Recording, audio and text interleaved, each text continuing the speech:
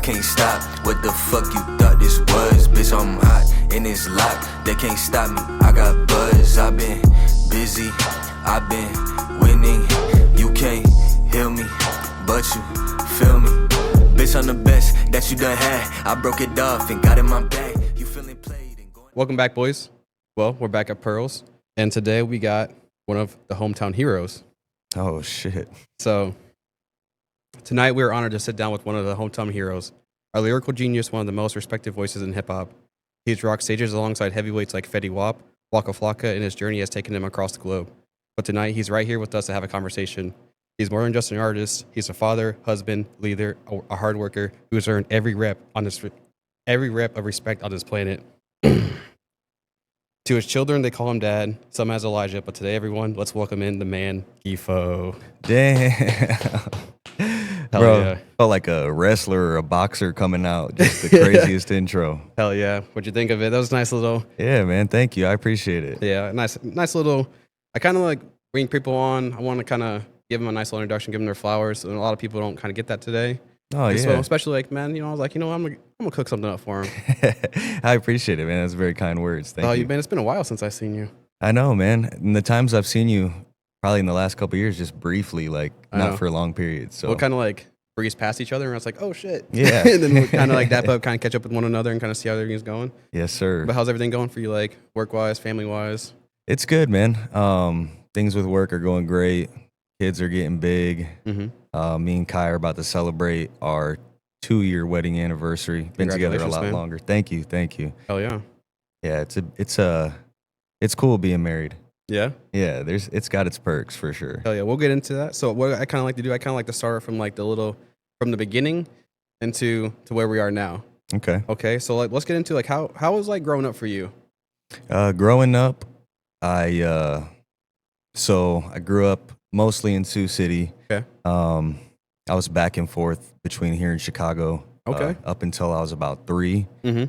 And then my mom kind of just made this home base for the next 10 years. So I grew up on the west side over off of Center Street near like Northwest Little League baseball fields. Yes, sir. And then we moved over to Rebecca Street down the street from Briar Cliff. So pretty much in that same neck of the woods on the west side up until 12 or 13. Okay. Yeah. So what was like your best, fondest moments growing up there? Or back in Chicago, honestly. Let's hear a little bit more about Chicago, because I never knew that. Yeah, so that's where my dad's family's from. Okay. You a Bulls fan? Yeah. If I'm not big with basketball or NBA, but if I had to pick a team, it'd be the Bulls for sure. Okay. Yeah. I more so like to follow players. Like I'm a LeBron stan for sure. Oh, for sure.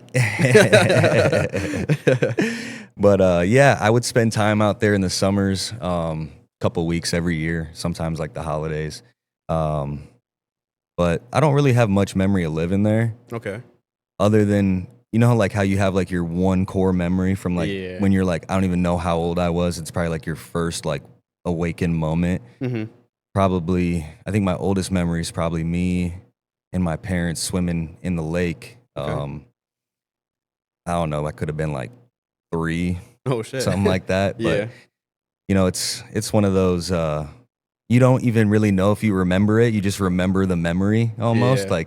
But I would spend summers there, which was really cool, man. Just getting to see a different way of life. Cause obviously Sioux City, not the biggest place, different speed, different cultures are over there too. So I got exposed to a lot more, especially with like the music. That's really kind of what got me into hip hop, was spending time with my dad. So. Oh yeah, for sure. Like, I know you have a brother, but is it just you and your brother? Do you have sisters or anything like that? So between my parents, it's just me and my brother. My dad has 3 other kids from a relationship after my parents split up. But yeah, it's just me and my brother. So growing up, it was just always us. We're tight, like you and Dakota. You know what I mean? Yeah. Just always together, did everything as a pair. And we're still close. He lives in North Carolina now. He lives. Oh, shit. He moved to Wilmington. He was in Sioux Falls for a bit, but now he's down on the beach, and we're sitting here. Yeah, literally can't beat it. What's he doing out there? My brother's a welder, so. Oh, he's making bread. Yeah, he was doing that. I think he went to school here for it. I can't remember what it was called, but it's over there off of Gordon Drive, and then he was doing that up in Sioux Falls, and now he's down there. So nice. Oh, what did you go to West or What school did you go to by chance, if you want me asking? So when I lived here, my elementary schools were Crescent Park, and then I went to Bryant, and then I went to North Middle, I think, for 6th and 7th grade. Yep. And then that's when I moved to North Carolina, and I didn't come back till after high school. So my high school was called Garner Senior Magnet High School. Oh, shit. What was that like? It was a big school, man. So my class was like 1,000 or 1,100 people. So yeah, big school.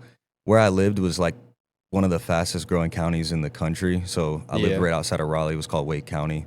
Oh, shit. Yeah, it was, sports were different there. Athletics, baseball year round. So Were you into sports back then? yeah, I played baseball, football. I stopped sports probably like my junior year. I just kept getting hurt in high school. Oh, shit. That sucks. Yeah, I was skipping the weights like a motherfucker, dude. So It'd be like that, man. Trust me. Yeah. I kind of put on, I think I'm up now, like, it's not like I'm not mad about it, but I kind of grew up about 40 pounds.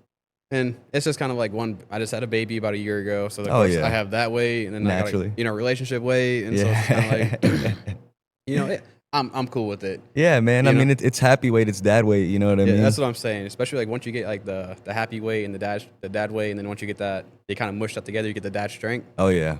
So you kind of can't really beat it. So how are you like as like a student back then? As a student, or you can remember. So I was a little shit. So I was kind of a little shit in elementary school. I got into stuff, but I like never got caught. So people always kind of saw me as a good kid back then. Mm-hmm. I was in like tag and stuff. I tested in like 4th grade, I think. So I was academically pretty good up until probably like 10th grade, when naturally, you start getting into other things. You start chasing girls. So up until about 10th grade, I had good grades. Relatively smart. I undid pretty much all of it over the course of the next like 15 years. But hell yeah. And then my junior year, I got kicked out of school. Finally got caught doing something. So it'd be like that. Yeah, I did some online school for a bit, and when I came back the next year, I was really struggling just because I didn't really care. Like, I didn't really give a fuck about what was gonna happen. I just there because I had to be. Mm-hmm.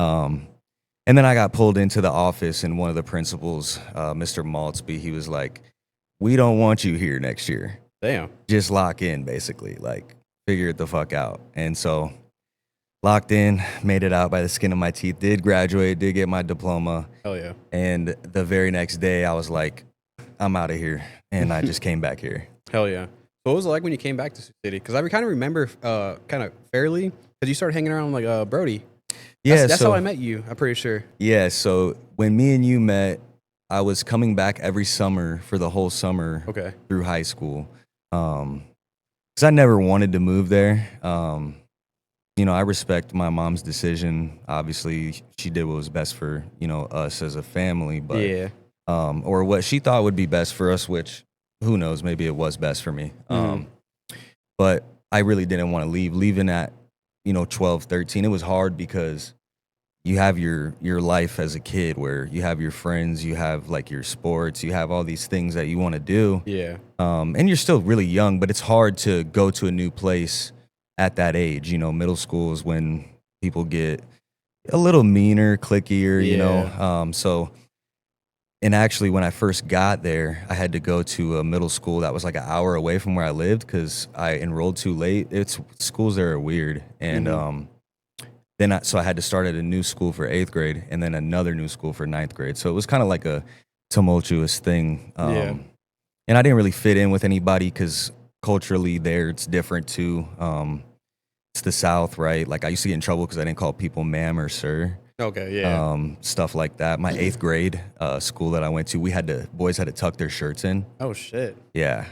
There was just a lot different. Just weird rules and shit, dude, that were hard for me to get used to. And then, coming in, new school, I didn't really have friends probably until 10th grade, dude. Like, my 9th grade year, this is some poor me ass shit, but not really. Like, looking back now, it was probably, character development. But, dude, I sat alone the entire freshman year of my high school. Like, so that's really why I loved coming back to Sioux City, was because I could be with my friends and just people that I missed, you know. So that's how I met you, because growing up I lived on the same block as Brody and Cody over there. Yes, sir. Shouts out to those guys. And yeah, we would hoop over at Crescent Park. You bring your brother. Matt would come down. Yeah. Shit, I can't remember who else would come too, but Yeah, we had a bunch of people. Troball would come down too. Troball, shout out to Troball. Yeah, so that's how I met you guys. Just having friends that went to West High. Naturally, I just met a lot of people from West, and Yeah. You think you would have clicked that a little bit better at West? probably.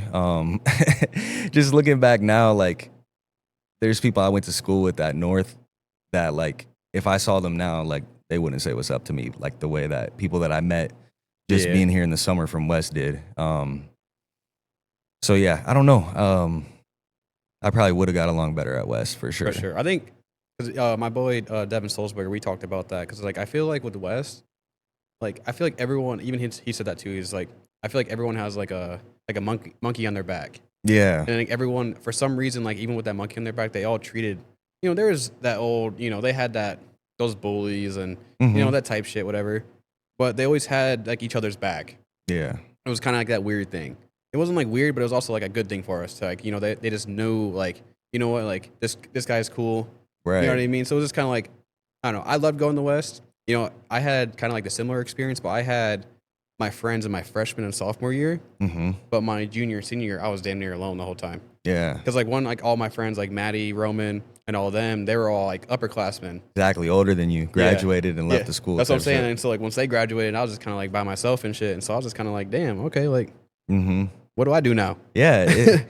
And that's probably even weirder at that older age too, you know, because you already had like all your friends and now it's like, oh fuck, everybody that I was kicking it with is gone. So it's like almost more like a left out feeling than just not even fucking knowing anybody. That's the thing. I was like, I remember going to lunch and then like I would kind of be chilling there by myself a lot of the times. You know, it wasn't like a bad thing. I enjoy being alone. Yeah. But you know, it's like when you're in your class, like I had like friends like, you know, shout out to Shiloh and Lindsay and everything like that. But, you know, when they had their little cliques and they would hang out with their cliques and then like I would try to hang out with the people I thought were my friends and in reality they weren't my friends. Yeah. And I guess that's kind of the thing too. When you do have that time to yourself, you really get to sit back and observe who people really are. Yeah. And that kind of shit just becomes abundantly clear. But, you know, I think I hear that from a lot of people that went to West. Like my wife, she went there as well, you know. So she's a hooper. Yeah. So she, you know, she was like, we didn't really have like too many bullies or like just like shitty interactions at West. And I wonder like what that would have been like for me, I guess, if I feel like you would have been great. Like, you know, I feel like you would have had that, you know, like everyone has that group of people like that you know, like my people, like especially like now, like, you know, they just have that clique where it's like you can make that phone call and like, you know, their friends are going to show up for you and shit like that. For sure. And, you know, the guys that it's funny now, I mean, being 30 now, obviously your friends change. The people who get to stay friends with people that they've been with, you know, from little kids or high school, whatever, like that's a blessing. You know, those people are lucky because even the people that I met you through, like I really don't talk to them no more. Oh, really? No, not really. It's nothing like, it's not like I don't fuck with them, but you know, people just grow up and it's not even like a bad thing. I made a post a few days ago. It's like, you kind of like grow your friends, but not like, you know, like, hey, like, I'm not outgrowing you for like, oh, because you're a bad friend, but just like, you know, like you do your life and I do my life. And exactly. It's just kind of like one of those situations. Yeah, exactly. And so it's not a bad thing, but it's just kind of like you know what, it's all good at the end of the day. Like, you know, I see you doing good. As long as you're not like in the grave, you know, you're not out there like that. You know, I don't wish bad on you. No, I don't wish anything bad on anybody that I, you know, used to spend a lot of time with. For sure. It's just priorities change and absolutely. It either aligns or it doesn't, dude. It's kind of that. It's that black and white, you know. Understandable. One thing I want to get into is so a lot of people, I know I would like to have the conversation with you, is a lot of men struggle with mental health. So what has helped you with mental health? That's a really good question. I've had my own battles for sure. I've talked about it with people before. I think I've talked about it on a different pod even, but yeah, I've had my own struggles, man. Within, I think when I was like 25, I realized that I had been basically just white knuckling having bipolar type 1 for my entire life. And looking back, it's crazy because I can remember being like 9 or 10 and like being in my first manic episode. But, when you're like a little kid, people are just, oh, he's just a boy going through changes, whatever. Yeah. So yeah, there was a lot of poor decision making for dealing with my mental health probably through like my early 20s and shit. But really just, I think, counseling's a good thing to start with, but I think a lot of people get it twisted in their mind, like that counseling is there for you to just vent and do these things like where you just talk shit about people and your problems to this person, and they'll gladly take your $100 an hour. But the thing that you need to do if you're going to get that kind of treatment, I would suggest, is have a treatment plan in mind. Have goals in mind for yourself of what you want to achieve, so that you can do that and you can actively make those changes. For sure. So that you're not doing that. Like, I haven't been in therapy for a couple of years now, right? And I was in it from probably like 16 to 25, 26. Oh, yeah. But yeah, I would say, that's a good starting point for sure.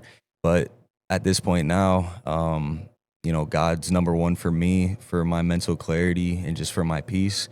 And 2 years ago, I really started taking my fitness and my health very seriously. Yeah, that was my next question is like, how does, I was gonna ask you, like, I know you started going to the gym, but like, how's that has helped you? It's just a place where, you can get out of your own head, right? Like if you're really focused on doing this hard task, especially, start your day with that thing, right? Like start your day, like just get that out of the way. It's just been so good for me to just let whatever those feelings are of frustration or anxiety or whatever it is, just get it out, right? For sure. And then you see those changes physically, which ultimately are going to give you confidence, right? Especially for a man, right? Like if you're not where you want to be fitness-wise or health-wise, and you get in there and you start seeing changes, what that can do for you is tremendous. I think for a lot of people, it's weight loss. For me, I was just like severely underweight, dude. Like I'm about 6'1.5". I think I weighed like 155 pounds. Bro. Oh, shit. Like I was tiny. I put on 50 pounds in that 2 years, just consistently working out, doing the right things diet-wise. What advice do you have for someone that, because that's like one thing what people would do when it comes to the gym is that people get that little voice in here. It's like, oh, like you look dumb or anything, you know what I mean? Sure. Because I was like that, especially like when I was like I'm back to 230 now, Mm-hmm. and I was down to my lowest weight at 210, and then I packed down about like 40 pounds, and I just always range higher. But is like I always used to tell myself when I first started, it was just like, you look stupid doing this. But it's like, how did you when you first started off, like how did you get out of that mindset to where it's like, I'm doing this? Those first couple times going, for sure, right? My noodle arms trying to lift shit, like just feeling like, oh my fucking God, like feeling like SpongeBob lifting the fucking stuffed animals or whatever it was. Or like those inflatable muscle arms. I think just having a friend there with me really helped me. I know not everybody's gonna have that, but reach out to somebody. Like I'm sure everybody knows somebody who takes fitness seriously or who does just go to the gym, right? Like, yes, sir. Doesn't matter what you look like, but like having Crisis there, he was on his fitness journey, his weight loss journey, and it really inspired me to see him shed all this weight. And I'm like, shit, if it just gave me that inspiration. But so just having him there with me in the beginning and just pushing myself to every day. I think people get so caught up in like, I don't know what to do or how many days do I do this or whatever, but it's like, just fucking go. Yeah. You'll figure it out. I know, like the Rock says, it's either one day or day one. Exactly.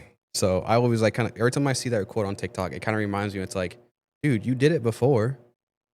Or it's like, I get it, you had the baby, now you're in a good healthy relationship. So it's like, what's really stopping you?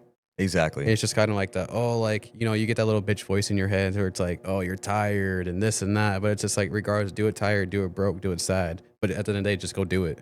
Just fucking do it, man. And, there's always going to be a million excuses. Yeah. It's a good point that you bring up the relationship thing too, right? Because if you're in an unhealthy relationship and you actually have a partner who doesn't want you going to the gym, men or women, like, that's a problem. That is right? a big problem. That's a problem that maybe you need to figure that out. But honest to God, like most people, I think maybe they're like, oh, well, my girl doesn't want me to be gone or whatever, you know, or I can't be away this long because I did this. Limit your fucking distractions. Limit the other bullshit that you do that doesn't do anything for you. Like, I'm sure your girl doesn't care if you go to the gym for an hour every fucking day, but when you're on the game for 2 hours or you're going, you know, to the bar with your boys every weekend, yeah, she's gonna want you home because you're wasting your time doing dumb shit. That's what I'm saying. So like, that's why I'm kind of getting a little debacle right now. It's like, you know, it's time to like, especially now, like we're older. Exactly. So it's like, you know, you should have a little bit better, you know, time management. You should have time for your kids, time for your girl, you know, time for your animals and shit like that. You should have that. And then, and if there's that little, you know, that little bitch voice also in the back of the head to where it's like, you know, don't do that. Don't do this. Like, you know, put all the time into her. Then that's when you're really going to start fucking up. Exactly. And ultimately, the best thing that you can do for your family is be that person who could take care of them, that could, you know, save them from an emergency situation or defend them in some kind of, you know, physical altercation. Like, that's what you want to be, right? Like, hell yeah. You want to be dangerous almost. So, you know, anybody can do it though, man. Yeah.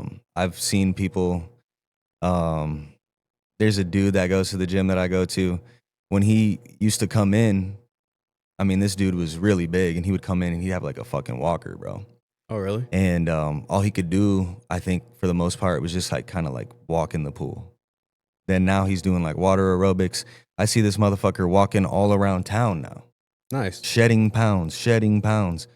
And, you know, you just see like anybody can do it, right? There's elderly people in there. There's old dudes in there lifting 3 fucking plates, like crazy shit, dude. So hell yeah. But it's been really good for my mental health, man. Ultimately, it's probably the best thing that I could have done for myself, to just build into my lifestyle, my routine. So. Oh yeah, I love to hear it. So obviously I'm a dad, and you know that, and so you're a dad, and you have 2 boys, correct? Correct. So what type of father are you? Are you the soft parent, or is the wife the mean parent? Not the mean parent, the strict parent, or you know? I think we actually both do a good job of doing both of those things, so that there's no like good cop, bad cop dynamic, right? With my boys, you know, when I feel like when I need to be firm, I am. When I need to lay back, I'll do it. Mm-hmm. But it's pretty fucking cool, dude. I just try to be there for them at all times, no matter what the situation is, right? Whether it's they're struggling with something, they're winning, whatever, I'm there for them to celebrate. I'm there for them to correct. So maybe that's what it is. Like maybe I try to be that correcting parent almost, right? Rather than like you didn't do this right, you fucked up, or like making excuses for when they don't do well. My oldest son is autistic, so I think that really helped me to be more gentle when I need to be. Mm-hmm. And my youngest son is an absolute monster, so that, you know, helps me to be, you know, more strict when I need to be, right? Because I have to deal with him and his high energy. So my kids couldn't be more different than one another, but I love them so much, and for sure. It's definitely my favorite part of my life is being a dad. Yeah, my most recent baby, she has mosaic Down syndrome. And I did not know that. So it's kind of like so she has Down syndrome, and so like when people hear like Down syndrome, that's all they kind of hear. Well, so with mosaic, it's kind of like a little bit more lesser side, and so she still has it, but she's just, you know, like she only has 5% Down syndrome, and so it's kind of nice to where obviously when I first had my first 2 kids, like I wasn't always the greatest parent, right? You know, of course, like I was young. Still trying to figure out life, still trying to figure out shit. And so now to where it's like I kind of have to, you know, I think God gave me her to where it's like, you know, it's like you need to learn so much different shit. Mm-hmm. Where it's like, you know, you've done all the bullshit in your life. You've done all the, you know, fuck around bullshit. Yeah. To where it's like, now take a break, take a second, and actually realize like, hey, this little girl needs you. And so once Kami came in my life, and then, you know, shout out to my boy Jack. He's her doctor, and he helps me out a lot. So he kind of breaks it down. You know, well, not breaks it down, but he dumbs it down. Yeah, what I should say for me, because I'd be like, he'll talk to me. I'm like, what the fuck did you just say? Yeah. And so with that, it's just cool to see, and like, you know, to see her develop right as a baby, and because it's like when you had your 2 boys, it's like you see one, you know, develop the other way, and you see the other one develop this way. So it was like, you know, when I saw Scar and Kyrie kind of grow up and start seeing them develop, and now you know, we go to physical therapy, we go to speech therapy and shit like that. It's honestly cool to see it. Yeah. honestly, and I actually really enjoy it. And it's just like, you know, when I tell people, it's like, oh, what do you got planned? It's like, oh, I got to go do Cammy's physical therapy with her. And they're like, oh, like, how is that? And it's like, dope. Yeah. Honestly, it's like, it's actually really dope. And it's like, you know, of course, like when I heard that word Down syndrome, of course, like as a parent, you're just kind of like, fuck, like I never had a Down syndrome kid. So like, I really don't know what the hell to do. Oh, yeah. And so you start questioning shit, and especially like, you know, obviously like as my younger years, I was kind of just like, oh, like I've already fucked up before multiple times as a parent. Like, you know, what can I do now? And so I think just having him as our doctor has really helped me a lot. And also like to our mom, Stephanie, she's been great for her. Yeah. And we've also had that teamwork. Obviously we're not together now, but she's also been like, hey, like, you know, help me kind of Right. work into it. And, you know, just to see her kind of, cause now she's starting to develop how to walk. And that's like kind of like the fun part now. Cause it's just like, she's everywhere. She's dashing around. It's just like, man, like, you know, it used to be, cause like, with Down syndrome kids, they develop so slower than typical kids now. Right.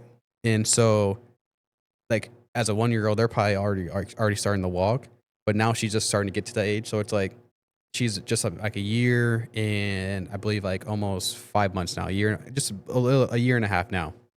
And to see her start to like, you know, get those little steps to where it's like, I remember seeing Scarlett and Kyrie's few steps. I was just like, okay, like, you know, get the little emotional. And it's like, but now it's like, I feel like it hits me a little bit more deeper when she figures out something, because like now it's like, it's her figuring it out. Yeah. And so it's like, you know, you get that emotional as a parent. It's like, damn, you know?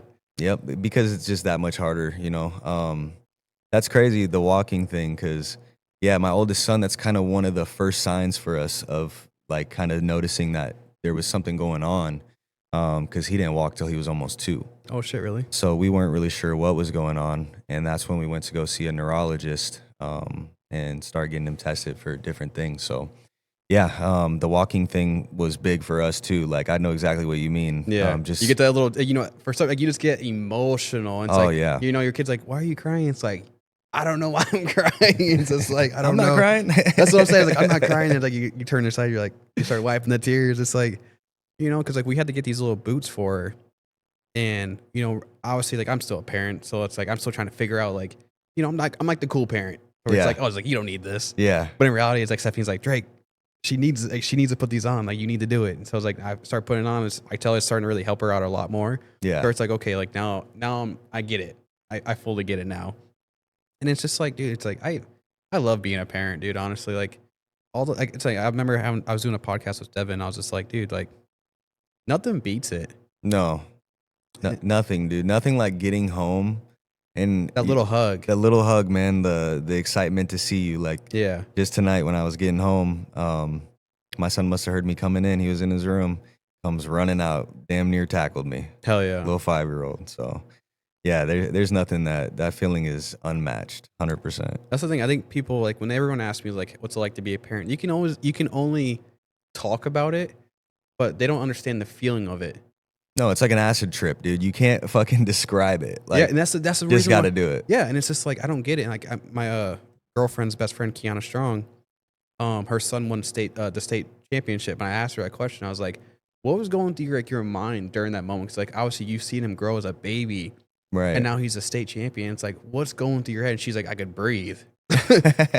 And so it's just like, that's the thing. It's like, bro, it's like, when I just see like even like all, like I could have the worst day at work, the worst fucking day. Mm-hmm. And where I just don't, like, I'm driving home, no music, no nothing, no. And it's just a straight autopilot home. And I walk in that door, and then Scar gives me a big hug, and Kate-Me gives me a big old sloppy kiss. And it's just like, dude, that shit don't even matter no more, man. No, it doesn't, man. And it just it gives you your why, you know. That ties into even the mental health stuff, dude. Like, just having your why is gonna give you so much guidance and so much purpose. There's just so many people that I think are looking for a sense of purpose. Oh, yeah. It doesn't mean you have to have a kid, right? But that's definitely a big one for me. I'm sure you can relate to that. Like, oh yeah, for sure. That's why I embrace the suck. Mm-hmm. You know, the suck of this fucking world, just so that you guys can smile. So absolutely. So you're a husband. So what's it like? We just had, obviously in the start of the show we were talking about it a little bit. So what's it like being a husband? It's pretty fucking cool, dude. I think it comes with a different, you know, another level of sense of purpose, right? Like, absolutely. because now it just solidifies the bond that you already have. We've been together for a long time, but it just felt like the right thing to do. At the time that we did it, we had planned on doing it. We got engaged in 2017, and I'm pretty sure that's the night that our first son was conceived. So that threw a wrench in the plans. Hell yeah. And then, not long after that, we had another kid, our second son, Cairo, and another wrench in the plans. So then you have two kids, money gets tighter. Absolutely. And as the boys were little, invested a lot of time in the music stuff. So just time and resources doing that. So yeah, the wedding kind of took a back burner. And it wasn't the wedding of our dreams. One day we were just like, you know what, like, let's just do this. So had a little courthouse wedding with the closest people to us. And yeah, I think, you think it's a little bit more intimate? Sorry to cut you off. You think it's a little bit more intimate? Like that, I get it. Like everyone wants to see, like every girl wants like the wedding of her dreams, but it's like my girl wants that. She doesn't want a big old wedding. She's like, can we just go to the courthouse? Yeah. And she's like, it's not like I want a big wedding, but she's just like, I just want it to be you and I. Yeah, it is, I think, in a way, because it was just like, Jay and Xavier were there with me. My brother, she had her friends there, her mom, my grandparents were there. So it definitely was more intimate. And then we all just went to dinner together, hung out, and, that was it. So it's still a very special day, one I'll never forget. Did you cry?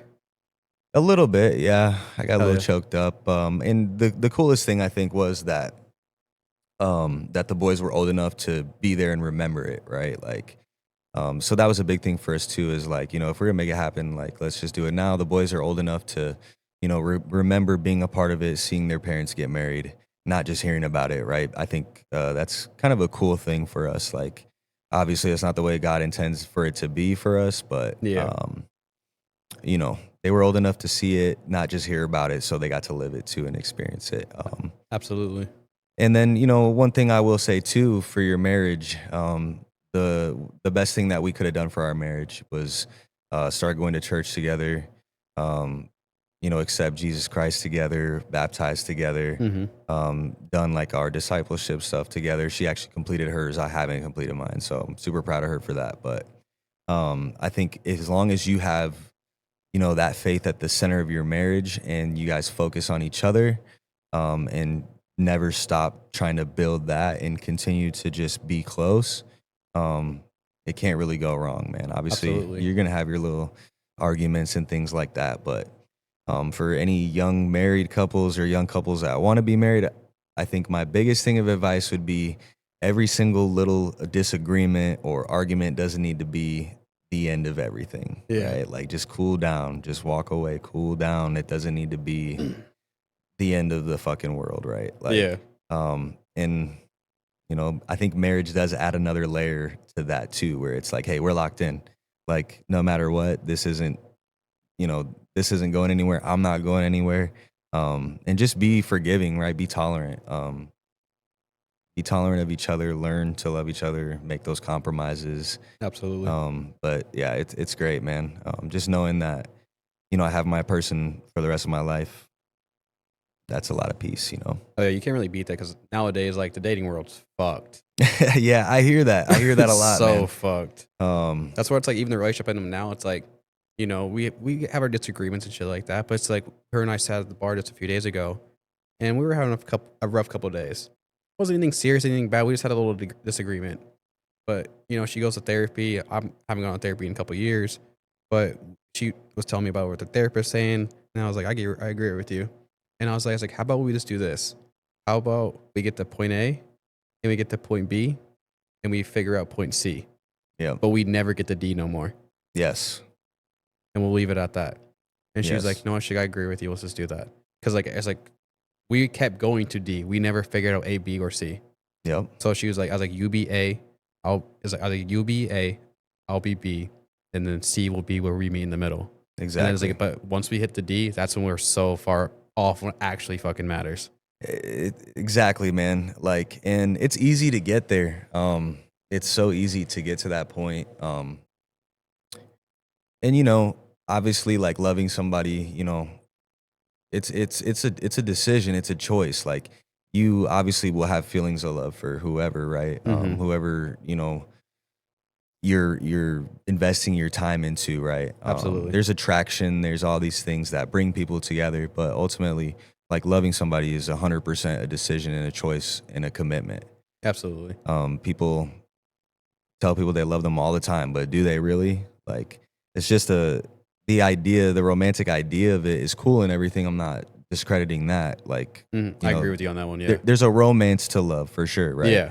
But like marital love is that commitment of like, I'm choosing you. Yeah. You got my back. I got your back. I'm choosing you every time. So yeah. And, you know, another thing about marriage, I'll say too, that I'm kind of in the school of thought with, or that I subscribe to the idea of, is like, you know, your kids are your priority, right? But like, you know, spend a lot of time with each other. Make time to be with each other. Find that time once a week, twice a week, whatever it is. I think that's really important so that you never, you know, fall off with each other, fall off with that closeness. So like every week we do something together where it's just us, and get that time, even if it's just a couple hours, right? Just where we could get away and just like a little dinner, even like a coffee date is something. Something, dude. Like, just don't stop dating each other, right? Like, do that. We started going to like we just started. I told her, I was like, we should start going like to the movie theaters. Yeah. Because think about it, no one really does that nowadays. Everyone just stays at home, turns on Netflix, and then boom, you're just passed out. But it's like when you're in a movie theater, it's a whole different vibe. Exactly. You're engaged and you have something to talk about. I mean, that's a really good one. She's been going to the gym a lot with me lately, so that's really good too. I love seeing couples in the gym together. It's fucking awesome. So. Absolutely. This next question is, I think it's a really good one. What was it like for you to see, do you care if I pronounce her name? No, yeah. What was it like to see Kyrie go from being a girlfriend to being a wife to now to being a mom? It was incredible, dude, because if it wasn't for her, you know, basically dragging my dead corpse through the whole thing, I don't think I'd be where I'm at now. She's an incredible mother, just nurturing. The boys would do anything to protect her. Yeah, and she's the best wife, you know. She's really just helped me be the best version of me. And, you know, I wasn't always somebody that was deserving of having a wife or girlfriend follow you, right? A lot of guys want like their wife or their girlfriend to follow them and to, you know, be that wife figure, right? For sure.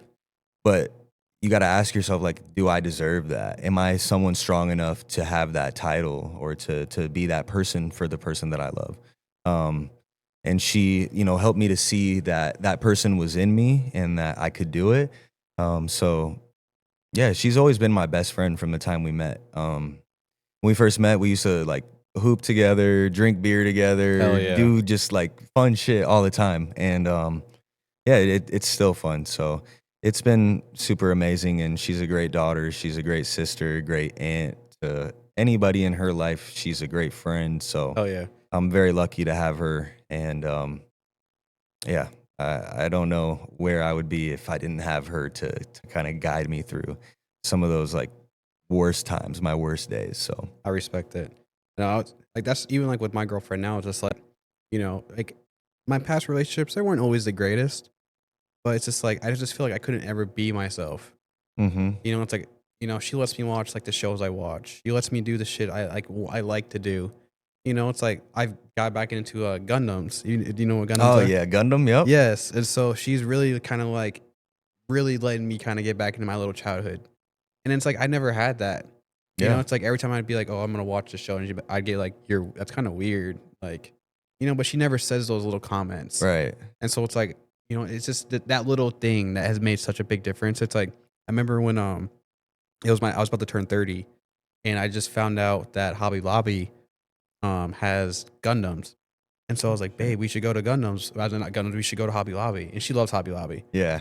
And so so she was like, "Well, what are we doing at Hobby Lobby? Like, you never want to come here."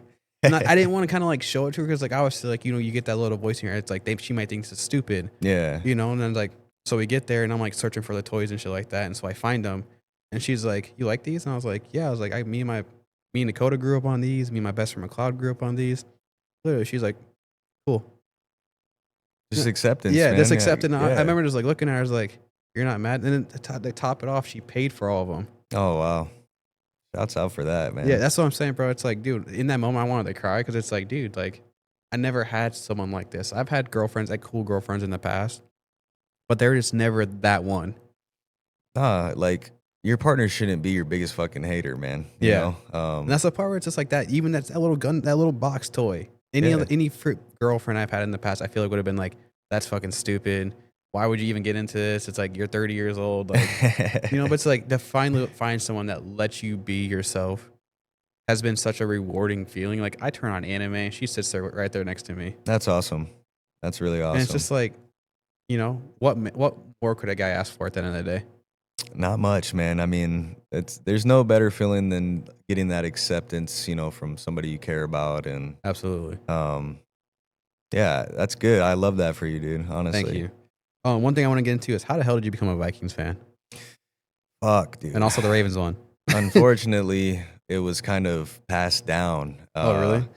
Yeah. So I spent a lot of time on the weekends with my grandparents as a kid, out on their farm. So that was cool. But my grandpa was always a Vikings fan, and some of my earliest memories are just us sitting in the living room watching Vikings games and him screaming at the TV. And Are you like that? yeah, here we are many years later, and I do the same thing. So Yeah. Are your boys a Vikings fan? I'm trying to get my kids are kind of like my son's a Ravens fan, my daughter's a Lions fan. Cammy, she's a baby, but Steffi doesn't even care about football. yeah. And so it's like, oh, she's Flock Nation. Yeah, she's Flock Nation to the core. And so, but yeah, my son, he's like, oh, I'm a Ravens fan, and my daughter would be like, I'm a Lions fan. And obviously, Lions played the Ravens this year and got their absolute ass kicked. Yeah, man. To the core. We whooped those Pussycats too a week ago. I know. The hell of shout out to that game. That was a hell of a game. Yeah, today broke me, but hey, we're hanging in there. So what do you think of the season this year? How do you think you guys are doing? Like, your defense looks fucking great when you guys want to show up. It was good today. I mean, they contained Lamar pretty well. Derrick Henry only had like 75 rushing yards, but this season, I mean, What do you think of the court? What do you think of JJ? Honest opinion.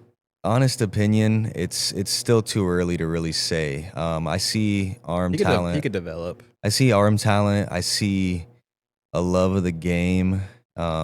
Mobility's there. Just inconsistent. I thought in the first half today he was pretty good.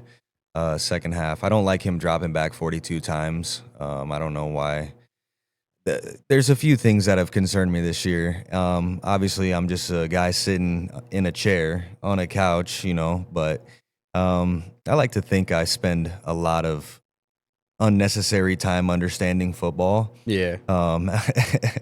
And nerding out on that shit. It just kind of seems like KOC's off this year. It kind of just seems like the play calling, the flow of the game is kind of not there. And who knows, it could just be the limitations at quarterback. I mean, that's a big thing that we've been dealing with this year. But overall, I don't have very much hope in the season.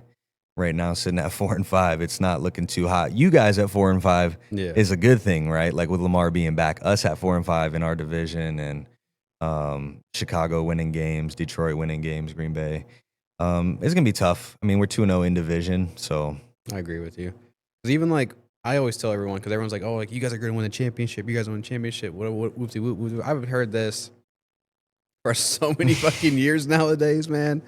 So it's just like I'm so mentally strung out at this point, and it's like, you know, because on top of it, I'm also a Heat fan, and so we've been going through every debacle with that team the last couple years. Final losses, the whole Jimmy Butler. I love you, Jimmy Butler, still to this day, but just everything, dude. And it's just like on top of it, my whole family is Villanova fans. Oh, shit. Yeah. College basketball. Huge. My brother graduated from there. Shout out to AJ. And that's like one thing. All of our family on NFL teams I'm a Ravens fan. Dakota's a Lions fan. AJ's a Phillies fan. My mom's a Redskins fan, or Commanders now. Commanders. But, you know, but when it comes down to college basketball, we're all diehard Villanova fans. That's what's up. At least you guys can come together on that one, Yeah. dude. I'm saying I don't know why. It's like when it comes to football, we're just all separate. Like we've all like I don't know. I told my mom I was like, why don't you just become a Baltimore fan? She's like, because I like the Commanders. And I was just like, To each their own, you know. I mean, they're right next to each other. yeah. And I was just like, well, why though? She's like, it's just been in my blood. I don't know. She's like, I just don't see like, yeah, I'll root for the Ravens, I'll root for the Lions and the Eagles and shit like that. But she's like, if I'm gonna pick a team, I'm picking the Commanders. I mean, it was a good team to pick last year. Yeah, she loved Jaden. Yeah, that fucking shit with his arm was disgusting. I know. She's a little salty about it, but you know, she'll get over it.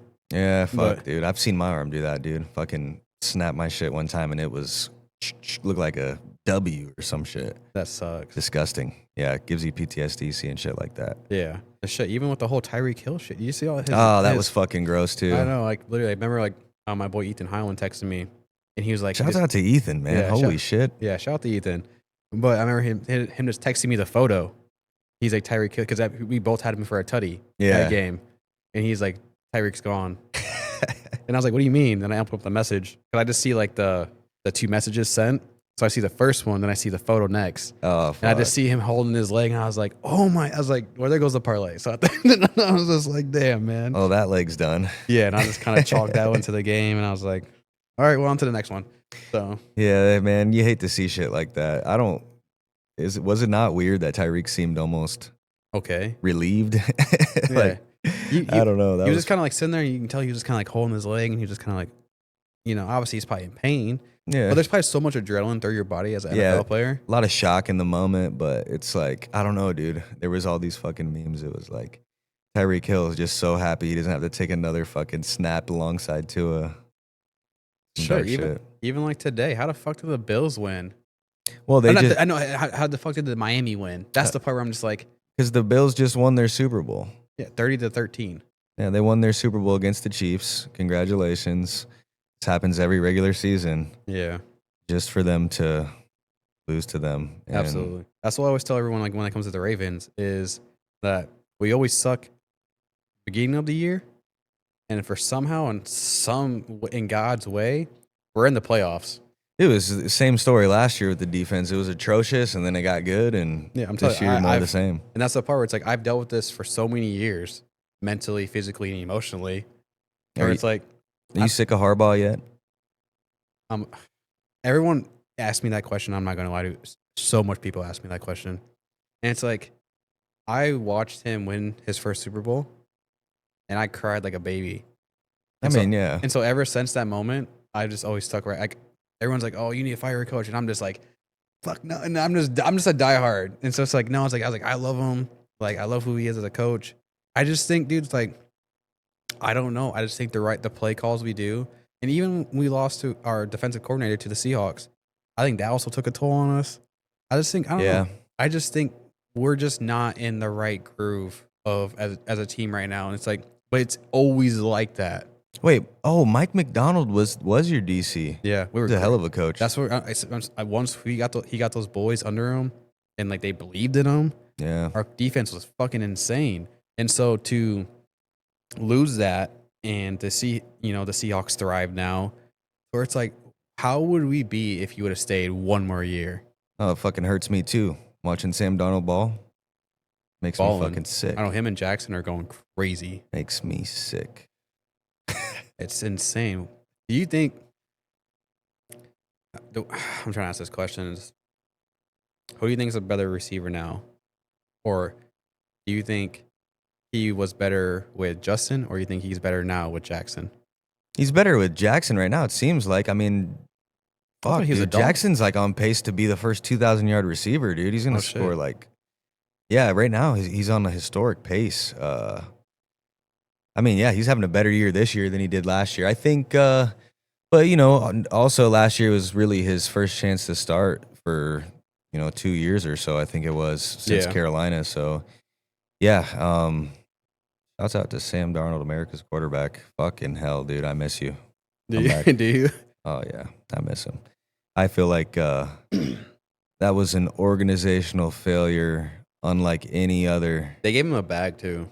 Yeah, and I guess reportedly now there's shit coming out that he wasn't relatively close with JJ. They didn't. Oh shit, really? They weren't really close at all, and he probably would have chose to leave no matter what because he didn't want, JJ lurking behind him. So, wish him the best. That was a fucking amazing, magical season to watch. And I remember the game versus the 49ers when he caught that deep ball line. That sounds like, okay, this dude's a problem. yeah, and then it ended terribly. I think it left a bad taste in a lot of fans' mouth. But Were you a little sad when he left? well, not at the time. He shit the bed. He shit the bed for the division. Yeah. And then he shit the bed round one. But Lions good team, Rams good team. So yeah, it is fucking crazy though what him and JSN are doing. It is nuts. I know. Even like today, first touchdown was JSN. It's nuts, dude. So 40. It was like a 46-yard touchdown. yeah, Rams just won. Just dog walked the Niners. So Did they? Oh, they dog walked them. Oh man. Yep. So I think we got the Seahawks play Chicago next. Seahawks after that. So that'll be interesting. Do you truly think that do you think Minnesota keeps JJ, or you think they kind of eventually hurt the? Well, today was only his fourth start, so you got to think about that. It's only his fourth career start. Mhm.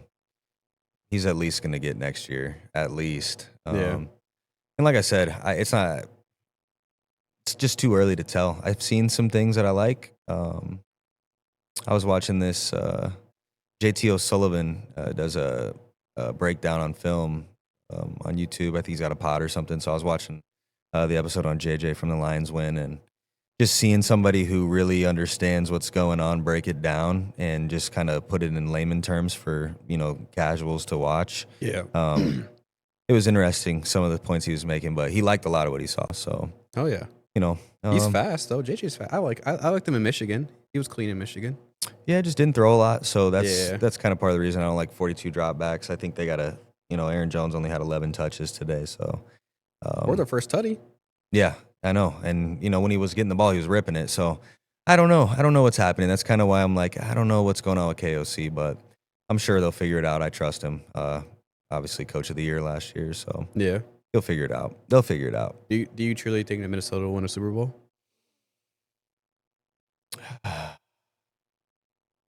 I fucking hope so. I sure hope so. Yeah. But we'll see. I mean, the window's not going to be open much longer if it even is open. I mean, I like to think it's been open, but I mean, You think Justin Jefferson stays if they don't? I don't know. he's under contract. I don't. Yeah. He's a cornerstone piece that I don't think that they would ever really. I think I would be sad if he left. If they, I mean, him being traded would be a complete blow up of everything. Oh, yeah. So Life would be so weird. yeah, like there's no thought in my mind that he would be traded at any point. But if you did see something like that, that would mean there's some major changes happening organizationally. So, excuse me, I highly doubt it. I don't even think we'll trade Addison. I love Addison. Me too. He's so fucking fast. Such a dog, dude. Bit of a jackass, it seems like. Yeah, but we all are. So that's what a dog. Yeah, Yeah. I can fucking relate. So, but when he wants the ball and he gets the ball in his hands, you can't stop him. they just got to stop being suspended. That's it. Yeah, I'm telling you, once the people this goes for all, man. Like once you kind of fix those little twerks, and God's always going to be there for you. Yeah, just don't drink and drive Yeah, in a Lamborghini SUV. absolutely. Probably gonna get pulled over. You're So, probably going a little fast. yeah, probably gonna happen. So, yeah. Anytime soon though. You think 4 years tops? 4 or 5 years? If it's gonna happen, it's gonna have to happen in the next 3 to 5. But I don't know right now. I don't see it. We'll see what happens next year. This year, it's fucking done. Yeah, give me your biggest hot take. Who's going to win it this year? I really like the Rams to win it this year, dude. Just watching what Stafford's doing, I mean, he's unbelievable. And they're really kind of flying under the radar, dude. Like they could easily be undefeated. What do you think of the Colts? Uh, Before you give your answer, what do you think of the Colts? And like, I don't know what the fuck's going on over there. I think Jonathan Taylor's really good. I think Shane Steichen's a good coach. he had a winning record with Anthony Richardson. So let that sink in. Yeah, literally. Everything going on with that, that's a whole different conversation. Yeah. So, and he was a big part of Jalen Hurts' development. So, Absolutely. I just think ultimately when you look at how the top teams in that conference stack up, there's no universe in my mind where I can see Daniel Jones beating a team that's quarterbacked by the likes of, Lamar, Josh, Patrick. I don't see it. I don't even think that they're beating some of the top teams. Well, I mean, Pittsburgh just made him look like Daniel Jones in the Big Blue. Yeah. He looked terrible. So, he gets some of these quarterbacks get this fucking look in their eye, like when they're in that seeing ghost mode and pumpkin mode. They get this fucking look in their eye, and Daniel Jones had it, just full dipshit look in his eyes, like he had that in his eyes last week. So they got the dub today, though, didn't they? Yeah. Yeah. So And I was up. I'm gonna start live streaming the games oh shit on my TikTok. Yeah. And so I don't know how I woke up, because even my girl was just like, because on Sundays I sleep the fuck in. Yeah. Like usually on Sundays, like every other Sunday I have with no kids. Oh. Nice. And so that's where I'm just like fucking. And so she usually wakes up, cooks me biscuits and gravy. Ooh. And so that's usually how we start the mornings off. And I woke up early. Even she was just kind of like, she was up. She's a teacher, so she wakes up at 6 a.m. like every day. There's no sleeping past 6 a.m. for her. Clockwork. Yeah. And so I wake up at 8. Like I wake up, I see the time. I was like, fuck. Get up, and like she's like laying on the couch. She's like, what the fuck are you doing up? And I was like, I'm about to stream the game. And so she's like, we're watching football. I was like, no, I'm gonna stream it on TikTok. She's like, you can do that? I was like, you're probably not supposed to, but Yeah, people do it. That's how I was watching it at work. Yeah, that's what I was telling her. I was like, I don't know. I've started seeing people do it on TikTok, and they're gaining a shit ton of followers, and they're gaining some good traction on it. I was like, I'm gonna give it a shot. Bro, I did that. I had like 30 people watching the channel. Yeah, people just like people at work that don't feel like fucking paying $1,000 for every single app or whatever they need. Like, yeah, that's the move right there. Yeah, I don't know how I feel about the fairness of these teams having to travel there. I mean, it's cool getting an early morning window if you're off on Sunday and you're up. You can watch, but for sure, I think it definitely who did the Colts just get? Oh, Sauce Gardner. Yeah, Sauce Gardner. That was his second game. He got cooked. So, but he had to go overseas with the Jets.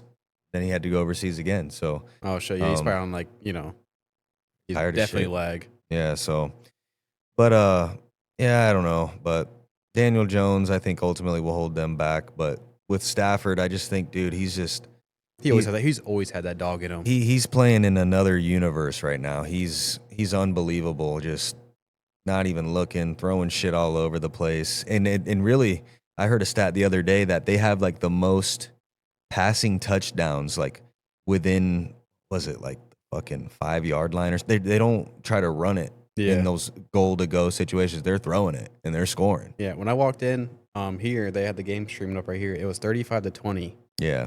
And then I don't know what happened after that. But I know I saw Puka get in. I saw Devontae Adams get in. I saw Kyron Williams get in. And I was like, oh, yeah, they're about to run up the scoreboard. Yeah, they had, I think Stafford had 4 passing touchdowns. Yeesh. And then. You do fantasy? Yeah, I'm in like 4 leagues or some shit. Yeah, I do a lot. Do one with some guys at work. I'm in one with like Ty Kelleher, Austin Case. I think Zali's in it, some other people. So, and then like Jared, Aaron, Seth, and them. Seth Butler.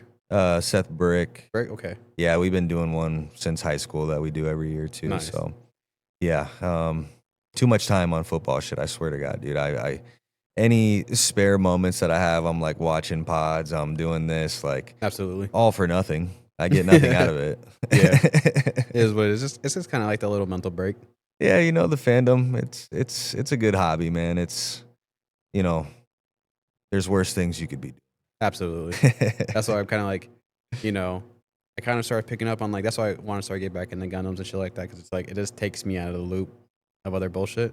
Oh yeah, and it's just shit you can share to connect with Yeah. people. You know what I mean? Keep things interesting. It's cool to do with the guys at work. Just give us something. And Yeah. because I went to a new facility this year, so just meeting new people and shit, like, it just kind of helps you build that camaraderie. So it's cool. I like doing fantasy. Yeah. I don't really gamble though. No? Nah, man, I can't, dude. I It- can't do it smart is the problem. Yeah, I just use like even like today when I was live streaming, I usually do like one long shot parlay, and it's nothing serious. It's kind of like for like 10 grand, Yeah, nothing serious. But it's just like two people touchdowns. That's all it really is. It's nothing like like this person for 100 yards. It's like maybe they have a day. yeah, yeah, dude. My eyes get too big, and then I start doing dumb shit, I and then feel they you. never hit, and then I'm down. So Yeah, the only it's not that I won't. I just don't really sports gamble. Like, if I'm out with people, we're at the casino, I'll play some blackjack or something. But yeah, sports gambling, dude, I've definitely never come up. yeah. Not enough to make it worth it. Absolutely. So who do you think? So you think the Rams are going to take it this year, or potentially, or who's? Let's get back to that little question. If I had to pick a team out of the NFC, I think I'd pick the Rams for sure. Mm-hmm. And then out of the AFC, it's really hard to not see the Chiefs in a Super Bowl. As much as I don't like that, I know it's so hard to not see them in a Super Bowl. I think it'd be a good one. Oh yeah. I think it'd be a good one, Stafford, Mahomes. But so yeah, I mean, I guess right now, if I had to pick two teams, I'd probably pick them. I respect it. So let's get into the music career. All right. How the hell did you get the name Gifo? That's the number one question I want to ask you. How the hell did you get the name Gifo? So my last name is Rengifo. Okay. Really, it's supposed to be pronounced Rengifo, but I've just always been called Rengifo. And I think I was in like 7th grade, and this dude Cale Dobson. I don't know if you know him. I know Kale. Yeah, the baseball player. Nah, he's I think Cale's like a surgeon now, actually. Oh yeah, I know. Yeah, the rapper. Yeah, he did rap for a little bit. Yeah. Yeah. Yeah, the diss track. We won't talk about it. We had Yeah, that shit was low key viral before viral. That was that shit was raw. That was some hot shit. But yeah, dude, we were buddies in middle school, and I think he was like the first one to call me that. Oh really? And then it just kind of stuck, and yeah, then it just kind of became something that just escaped me, and then it was on after that. So I mean, I think some people don't even know that that's not my actual first name. Is that what people like call you as? Oh, dude, people call me that all the time. The only time I ever hear my name is at work or at home. Oh really? Like that's it. Nobody else calls me anything else. So Do you think there's like a alter ego to that? Like to where it's like obviously like at home you're your dad, and then obviously your husband, then there's a different side of you as Gifo. yeah, to a degree for sure. I think especially I try to remove myself from like my actual identity when I have to get on stage. It's just kind of a way that I coped with like that pressure, that nervousness Mhm. of just like, hey, you're not you when you're doing this. Like you're something else. You're somebody else. So, especially like playing in other cities, and that made it easy, for me to do that because it helped me convince myself like, hey, these people don't even know who the fuck you are. That's a good thing. Right? Yeah. So you can become this other person when you're up here, and that's all they'll ever know about you is what you show them here. So, to a degree, but with my friends and stuff that call me that, it's just regular old me. Yeah. But with the music stuff, it definitely is like a different me. Oh yeah. I like it. Yeah. And I finally me and my girl went out a few weeks ago, and I just talked about it in my last pod, and someone walked up to me, they're like, "You're Drake from the Heights." Oh shit! Starting to get that Yeah. recognition. I was like, "What the fuck?" I like looked at her. I was like, "Damn," and she's like, she was really drunk, and she was like, "Oh, like sloppy," and like, "Oh, like gave me a hug," and I was like, "I don't even know you," and she was like hanging on me, and then she's like, "Wait, is this your girlfriend?" Oh fuck! And Angelica's just like, "Yeah, I am. And you can get smacked up too." I was about to say. I was like, "Oh fuck!" And she's like, I'm so sorry. She's like, can you just get the fuck away? Like, Yeah. you're just doing the most. And like, It's I get. time. That's when she was just like, I don't care if people want to walk up to you, but just like, just don't be like that. No, it is weird getting recognized by people who you don't know. Yeah. And that's just kind of, as a guy, there's gonna be, guys that are a fan of what you do, whether it's pods or whether it's music, and there's Yeah. gonna be women that are fans of what you do. It's just about, keeping that That balance. yeah, that you gotta have boundaries, you know what I mean, Yeah. with people. And people will try to push your boundaries. They'll press you, whatever it is, right? So it is a weird fucking feeling though, ain't it? Like, Yeah. and like you just have no idea who this person is, and I told her, I was like, I hit her with the Johnny Manziel line. I was like, I'm just the guy. yeah, I mean, ultimately, yeah, it's cool to create though, and it's cool to put yourself out there. But you just got to be mindful that you are putting yourself out there, so there are going to be people that are going to approach you, Yeah. and And also, you kind of like have to represent yourself as like, like I do have a woman at home, so it's like I'm not trying to do that weird shit no more. So it's just like, it's like I don't want to also embarrass you on top of it. Where right. It's like, it's like, no, I'm good. Like I like who I have. She's dope as shit. Love her to death. It's like you're just a random. Yeah, I mean, and as long as you're, like you said, carry yourself, represent yourself a certain way, you really only have to curve one or two people before the message is received by the masses, I think, Absolutely. honestly. So, what was your first song like? Like when you first got in the booth? You remember it? I asked that same question. Yeah, I do. I don't even remember. Ah, shit. Okay, it's one of two. I remember my first couple of times. Actually, I do remember the first one. The very first one that I did was with my boy Justin Hicks in North Carolina, in Garner, North Carolina. Shout out to Justin.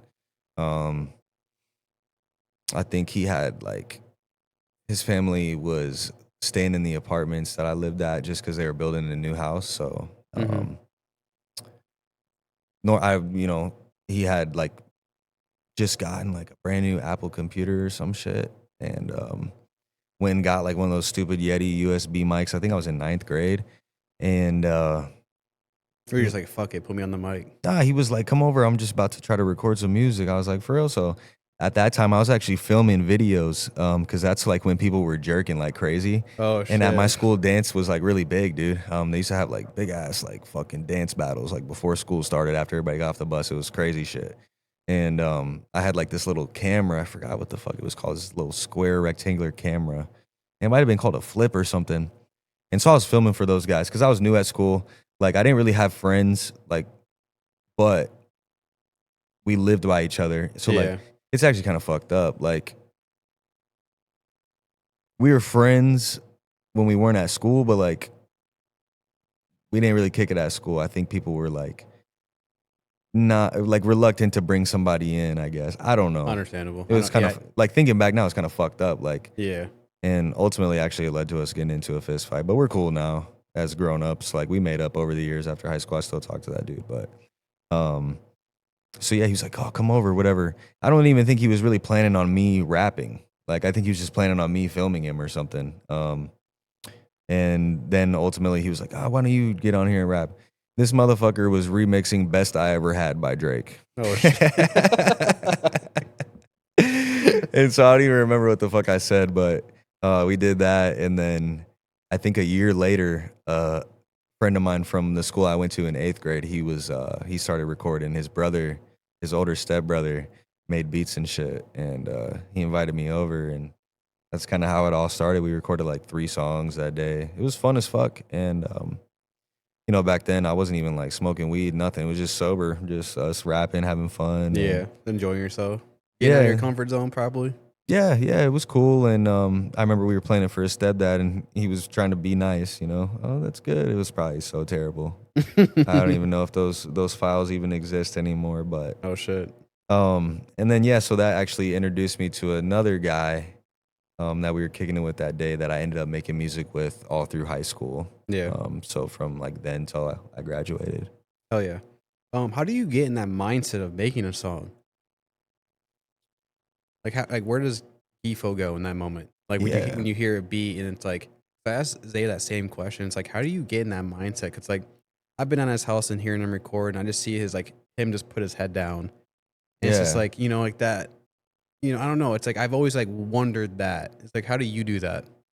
So, I mean, I like to have, Are you well, like a quiet person, or it's like just you, or are you? yeah, I like to be by myself, man. I really don't even write in the studio. Oh, really? A lot of the writing I do is throughout my day. So, if I'm just driving around and something comes into my mind, I'll just like jot it down real quick, and maybe I'll pull over and park and, just keep writing it. A lot of times I don't even really have a beat to go with what I'm writing. Oh shit, really? And then I'll just find something and make it fit. When I'm sitting around the house, if the kids are at school and I got the day off or my wife was at work, I would just chill, smoke, and stuff just kind of comes into my head. So I really feel like I never really have to get myself into that mindset because I feel like I'm just always kind of there. Like a lot of Okay. the stuff that I've written over the years has just been stuff that just comes to me. And so when it comes to me, I just let it go.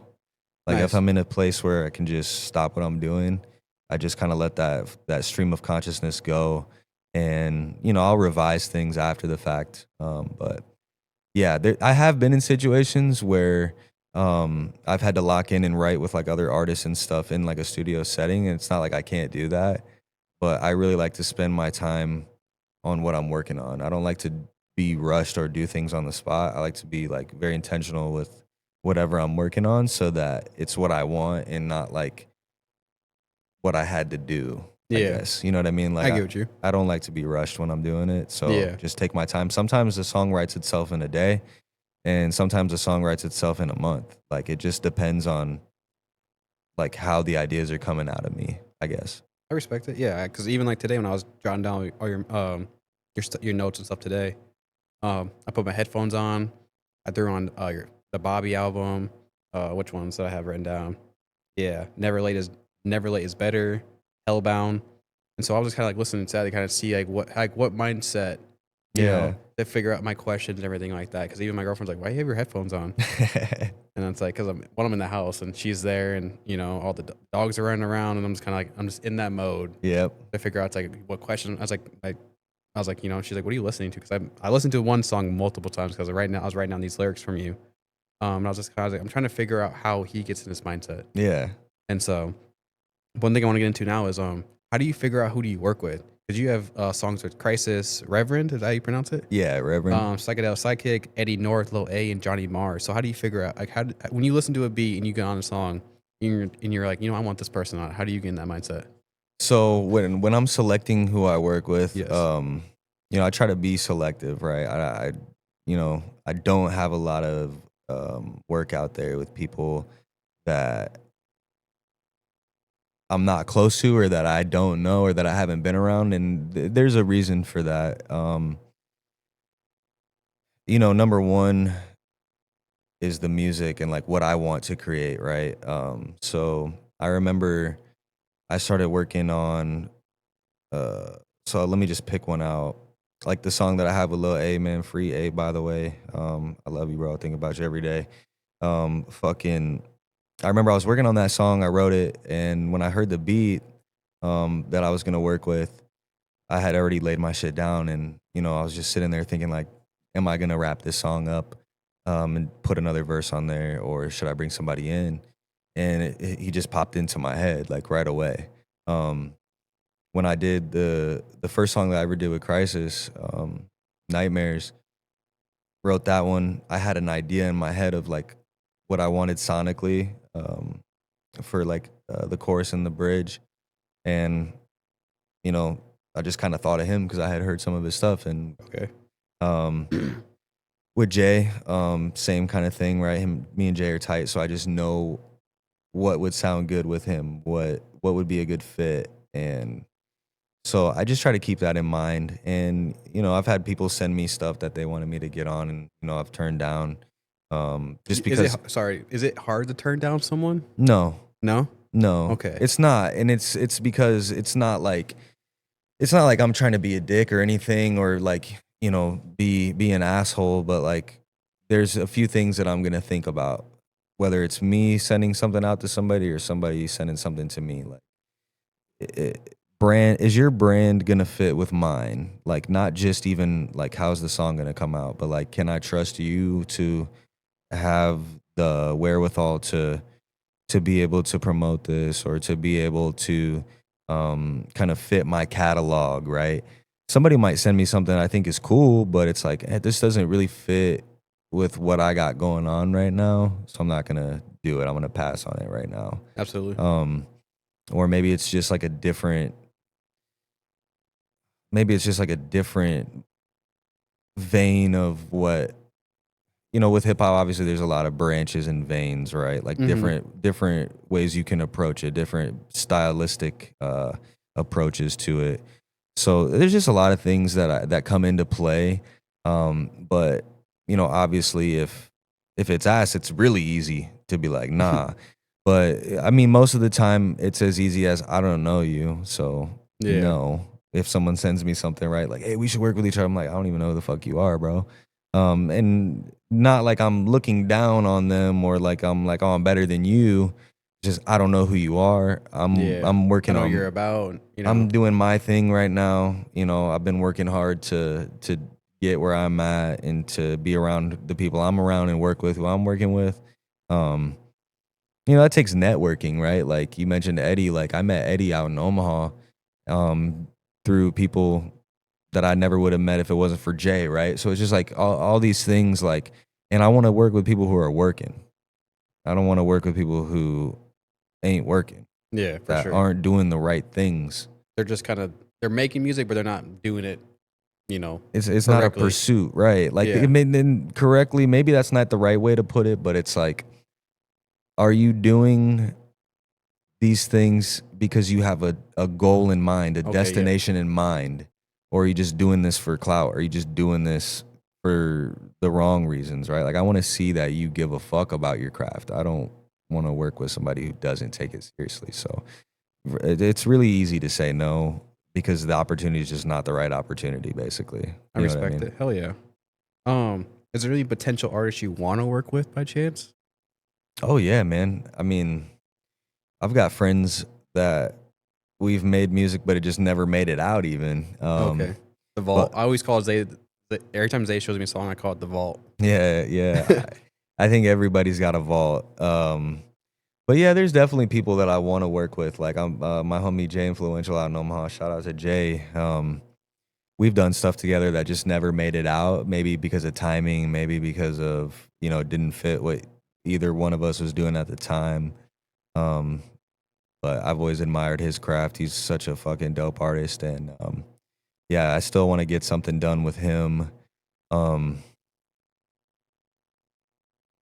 I mean, I guess I've never really thought of who I would want to work with that's like a famous or like super established artist, but I'm sure there's many of those. I'm just trying to think in terms of like people that I know around the region. There's this really dope artist out of Sioux Falls named James First Gen. He was actually on tour with Jay Influential and with Psych at one point. Okay. He's dope as fuck, dude. He's like more of an R&B artist. I actually haven't heard anything from him in a while, but yeah. I just, I really feel like I have though, like my group of guys that I really do like to work with that I know from around the region, and I feel blessed that I've been able to make music with the people I have been, because it's been a really fun journey over these last 4 years doing it. Oh yeah. I've been to a few of your shows, dude. I love it. Honestly, I love seeing you up there. I love seeing Zay up there. Even Jordan up there, Psychedelic, I should say. You guys always put on a show. Thank you. And that's like one of the best things I like going to shows. Like, I'm a homebody. And so when I do make that appearance, it's like, okay, like what's tonight going to be like? When I go out there, it's like, I'm glad I went out. Yeah, because, and that's the thing too, I think that was another thing, I guess, to tie it into what you were saying before too. Like that was really good for my mental health and for everything, was to kind of have that creative outlet. Because I had always been making music from the time I was like 15, but Jay really pulling me out of like my tomb, out of like being in this like deep well and putting me on Intentions when he did in 2021 really moved the needle for me quickly and was exactly what I needed. And I'm always gonna be grateful to him for doing that for me. You know, at the time he was a touring artist, touring around the country, and really just, you know, throwing me a bone and putting me on that song, and having that video come out when it did. It just really helped me skip levels that I, you know, maybe didn't deserve, but I definitely had the talent for. But maybe I didn't deserve those levels to be skipped, but it did a lot for me. And he took me all over the place to do different shows with him, and just really big, great opportunities.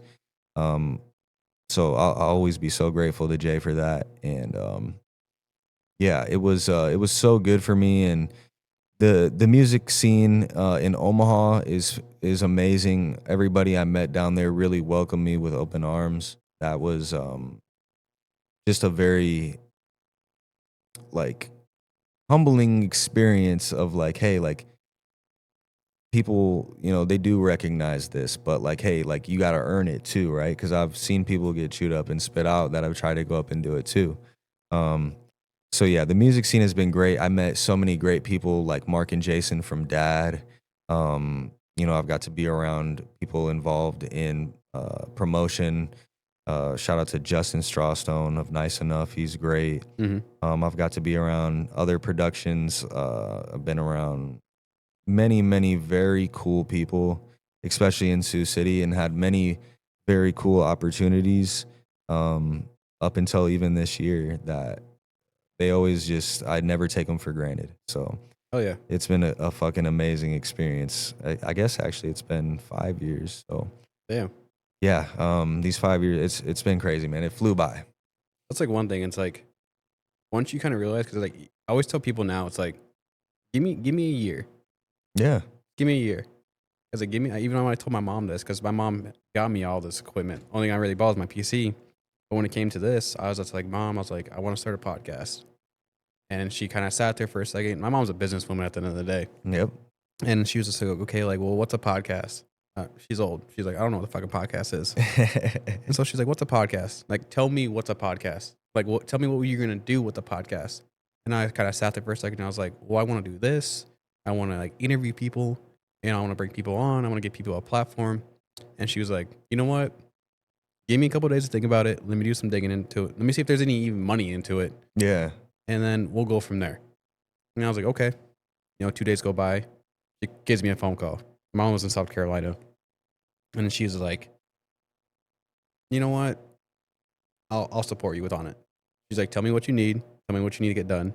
And I'll make it happen. That's what's up. I was like, no shit. She was like, yeah. She's like, call your brother and have that conversation with them. We'll get everything ordered for you. And I was like, okay. So I told him, I was like, this is what I want to do with it. This is how I want to take it.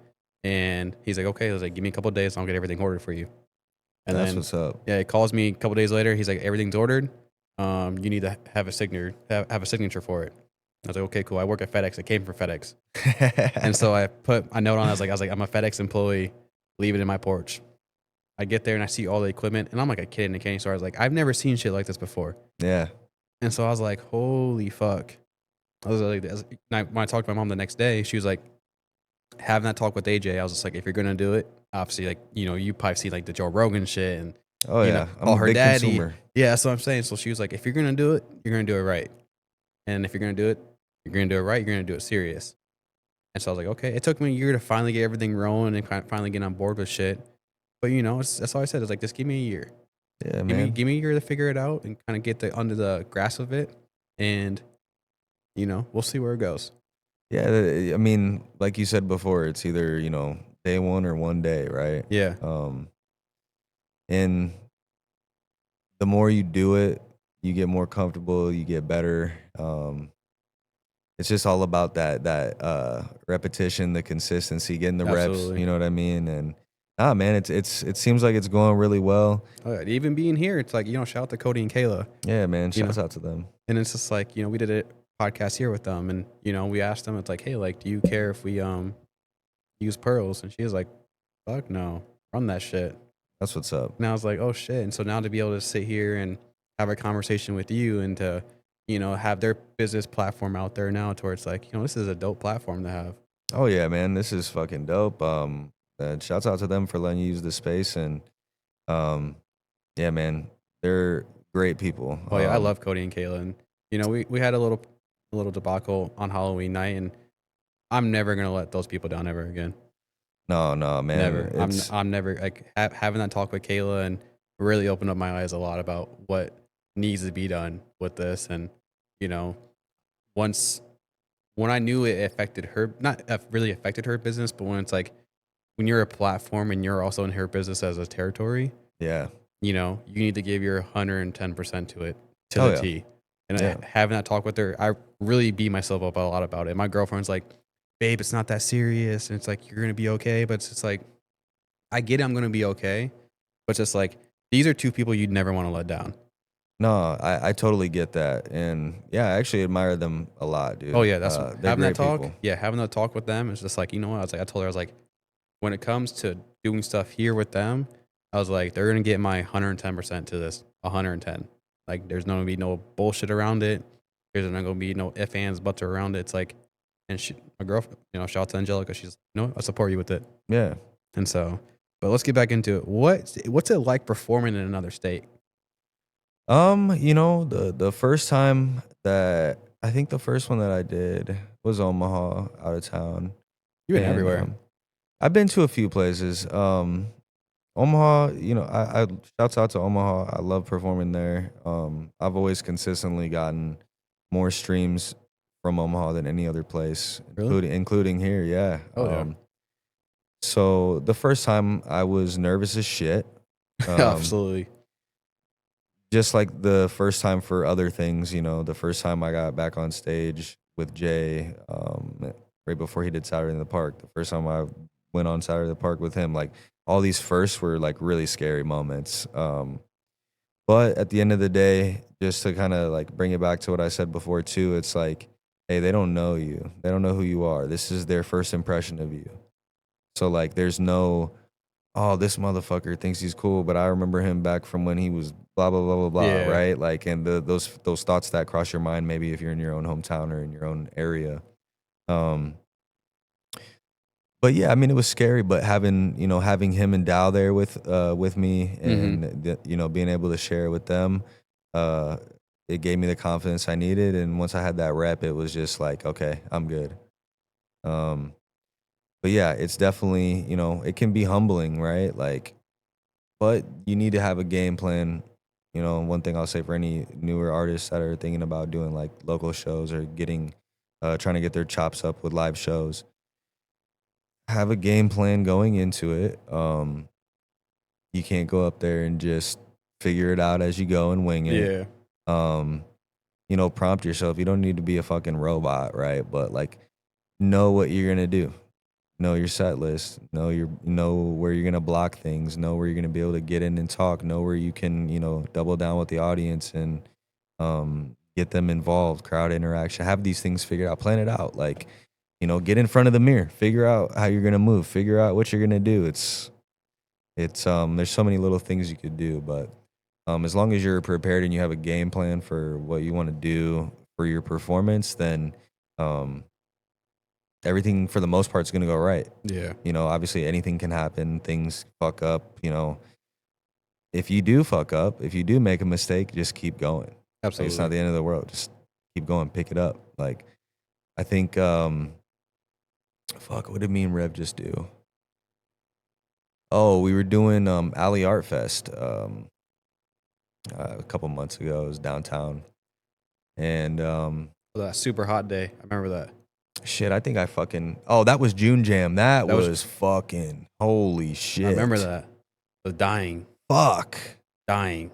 Water couldn't even save you. No, dude. I have never in my fucking life. That's that Midwest heat. No one gets it. That was like the hottest day of the year. Yeah. That was insane. When I saw you perform, I saw your snap after that. I was like, dude, you have balls to go up there. So congrats to you for doing that. You killed it, but god damn, I'm surprised you survived. It was so fucking hot. That's what I remember that the equipment stopped working. They couldn't, we had to go on like 30 minutes late because the equipment wouldn't fucking power on. It was so hot. Jesus. It shut it down. Like the equipment, they thought they might have to shut it. They had to wait for the fucking sun to start going down before they could get shit going again. Like it was that hot. But no, this one was. It's still a good show. Oh yeah, it was dope, dude. Still a good show. Yeah, I wish they would have sauced up the hip hop stage a little bit more. The other stages were sick as fuck, but Yeah. it was still dope. I appreciate the opportunity. It was awesome. It was just so hot that day, man. But the team there was really dope. They did what they could to keep it going. Absolutely.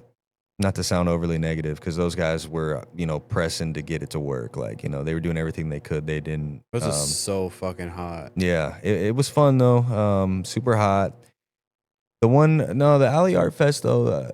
This was like maybe like a month and a half ago. This was also downtown though, but this was over by. This was actually on 4th Street, but like closer to here. Like it was the fuck? Oh, it was like in front of Brecky's and shit. Oh yeah. You know what I'm saying? Yes, right sir. over Yes, there, sir. Yep. where they were doing all the graffiti and stuff. Mm-hmm. What was I getting at? Oh yeah, I forgot the words to my own fucking song for like 10 seconds. Like as soon as we got up there, because these motherfuckers made me smoke a joint with them before I went up there. And my rule is, I don't smoke before the show unless it was like way earlier in the day. Yeah. Within like an hour or two of me having to go up there, I'm not smoking. I'll drink. I have like 1 or 2 drinks just to loosen up. Yeah. But they're like, come on, man, who gives a fuck? And I'm like, oh my God, dude, they fucking peer pressured me. So I hit the joint, and the first song that comes on, I forgot my words for like 10 seconds. I looked over at Rev, and I was just kind of waiting for him to cue me back in. Boom, I was fine, Nice. pick it up. But I fuck up all the time. Like, most of the time, people don't even realize. Really? Oh, yeah, people don't even notice, like, that I, like, I dropped something or whatever, but you just keep going. Like, it's just part of it. Yeah. So, yeah, I mean, I would just say be prepared. Know that things can happen, but if you have a game plan and you know your shit, you've rehearsed, you've done what you need to do, you can pick yourself back up anywhere. For sure. What's it like performing in your hometown? And because you also said you performed Saturday in the Park. So what was that like? So, this is another blessing for me. I got to do, so really to make it make sense, I started trying to do shows in like 2018 or 2019. I can't even remember. I think it was 20. No, you know what? It was 2017 or 18. I was trying to do shows. Because I had done a couple stupid little ones here and there, but nothing serious. I did this beach jam party one when, do you remember that shit, bro? It was out in Burbank, dude. Everybody had to take boats to get there. I've never been to Burbank. Dude. But it sounds dope, though. Yeah, there was this crazy beach party. I performed at that. That was sick. But then I didn't do one for a while. And DRG threw one at the conservatory. Mm-hmm. And this was 2017, actually, or early 2018. And I fucking bombed, bro. Did you? The stupid ass DJ fucked up my set list, mixed up the song order. It threw me off, dude. I was not prepared. Like, because I wasn't preparing the way I should have. Yeah. It threw me off. It fucked up my whole vibe, dude. I almost walked off the stage, but I was like, calm, you got this. And I stuck it out, but I bombed, bro. And that fucked me up, dude. And so I just stopped making music for a while. And then I started making music again, but I was like, I'm not going to do any shows. Like, I'm just kind of doing this. We'll see where it goes. Yeah. And then Jay was like, I want to do this collab with you. And like I said, he was getting ready to go on tour and shit. And we dropped a video. And before his second leg of tour, he came back for Saturday in the Park because he got booked for it. And he was like, hey, we're going to perform Intentions, but we're going to do it at this show that I have at Whiskey Dick's before Saturday in the Park. That happened to be the craziest show I've ever seen at Whiskey Dick's that night. I've never seen it packed the way that it was that night. Were you nervous? Oh, fuck, dude. I was so nervous because the last time I tried to do it, I bombed. Oh, yeah. And it had been 3 years or so since I had bombed. And I really didn't want to do it, but like I got to, I guess, Yeah. And so I went up there and I did that with him. And that night, actually, my dad was visiting me. So he was in town, my brother, my cousin, like all these people came and showed out and supported me in that moment. And it gave me the juice I needed to do Saturday in the Park with him the following week. Absolutely. So I was blessed to be able to dip my toes in before I had to fully go. And then the following year after that, Johnny got Saturday in the Park. So he had brought me up there with him as well. So I got to dip my toes in a little bit more. I did like 2 or 3 songs. And then the next year I finally got booked for it. And it was, it was everything that I wanted it to be in that moment. Because I had been working hard. I was actually disappointed I didn't get it the year before. I was happy for Johnny, obviously, but I was disappointed that I didn't get it that year. Yeah. Because I had been working extremely hard. Like, I get it. you know, dropping a lot of music consistently that I felt like was really good quality, and the numbers were there, the opportunities were there, but I just didn't get it. But that just wasn't God's plan for me. And so when I did, it felt right to pay it forward and to bring Crisis with me, to do a couple tracks, because that's what was done for me. And I just, I've always supported him and believed in him. So I wanted to share that moment with him and also bring Jay, because he's the one that brought me into this. So, for sure. But it was, to do that was amazing. It did a lot for me, just for my confidence. And it was just one of those goals that I really wanted to hit. One of those milestones for me that I wanted to get there. So being able to do that, and then being lucky enough to do it again the year after that, For sure. was really cool too. But that year for me was special for sure. Hell yeah, because in one of your song lyrics, and Buzz, also out on all platforms, it's ever since Jay brought me on stage, I got addicted to lighting this rage. Yeah, that was a bar. Yeah, dude. I debuted that song. I think I did a New Year's show. I had to add that to my playlist. That was a banger. Thank you, bro. That was a Thank you. banger. Yeah. I like that one a lot. I remember writing that song because I was in that mode at the time where I was just so hungry. And it is addicting, dude. To be able to go up there and do that. So yeah, that I remember performing that one at the Abe too that year. Hell So, yeah. And when I was going through your list and I was going through your songs, when I heard that line, I was like, I'm gonna write that one down. I'm gonna write that one down. that was a good one to pick. Yeah. Hell yeah. So you had back-to-back albums. You had Never Late Is Never back in March 17, 2022, and Hellbound and on July 27, 2022. Yeah. So what was like kind of making those two albums like? So We're pretty decently close to each other too. Usually a lot of artists don't really do that. yeah, I was really just trying to be as prolific as possible with the quality of music that I was making. I was like, hey, right now, like you're in your bag. Just keep going. Mm-hmm. So Never Late Is Better, kind of the concept of that was like, hey, like it took me a while to get here to where like I'm going to start dropping, quality music consistently and to be fully invested. It took me a while to get here, but better now than not at all, I guess. Absolutely. Right. So just kind of a play on that, but I was still growing as an artist. There's probably 1 or 2 songs on there that I do really like. There's one that I probably would still perform, that I do still perform, Trust, but I look at that one more as like a stepping stone. Never Late Is Better, followed Better Late Than Never. Okay, wait, hold on. Did I say that backwards? So it was Better Late Than Never first, and then Never Late Is Better came after that, which is the one that has the tombstone on it. Yeah. That to me, in my opinion, is my best body of work, like top to bottom. Okay. It's my favorite project that I've ever done. And then I had Hellbound right after that. So yeah, it was really kind of fast, right? Yeah. Because I had dropped the EP, then I dropped Better Late Than Never, and then the next 2 came quick. I did those ones, yeah, like you said, in 2022. Now you did one back in March 7th and then July 27th. Yeah. And what's crazy is I didn't even start working on the second one. I didn't even start working on Hellbound until the other one had already dropped. Oh, shit. So, like, I was just working really, really fast at the time. So, like, all those songs got written in that same year. So I think that's, like, 13 songs. It's a year ago. When I saw the date, I was, like, scrolling through your list, and I was like, damn. Yeah. I was like, March and then July? That whole album? Yeah, dude. I was really really locked in. At the time I was working with Dylan Foote. Man, shouts out to Dylan. And yeah, we just had like such a good chemistry in the studio, like where it was just like, hey, we can work fast, but still get the quality that we want. So um, Your most recent EP is in Bobby. Was it that one? Is that the that most it's called Shine, but yeah, Shine? Bobby's Okay. on that one. Okay. Yeah, I did that one last year. I did that with Reno, Okay. Okay. and that felt like more of a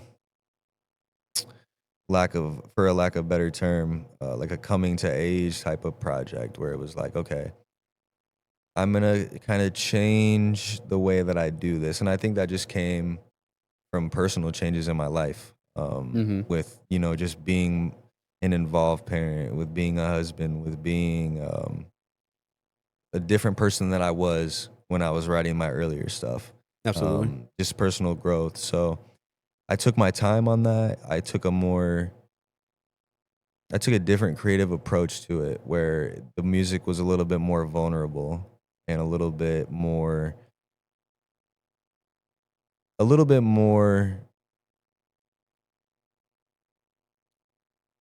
I guess, how do I say it? Like, it definitely more vulnerable, but yeah, I mean, just a little bit more like layers peeled back, right? Like, I don't need to aura farm I got you. on this one, Yeah. right? Like, this is just gonna be me. Like, this is just gonna be, I'm stripping down that character, that other alter ego of me, Mm-hmm. and this is just really gonna be about Elijah, not about Gifo, right? So, Hell yeah. that's kind of what it felt more like, I guess.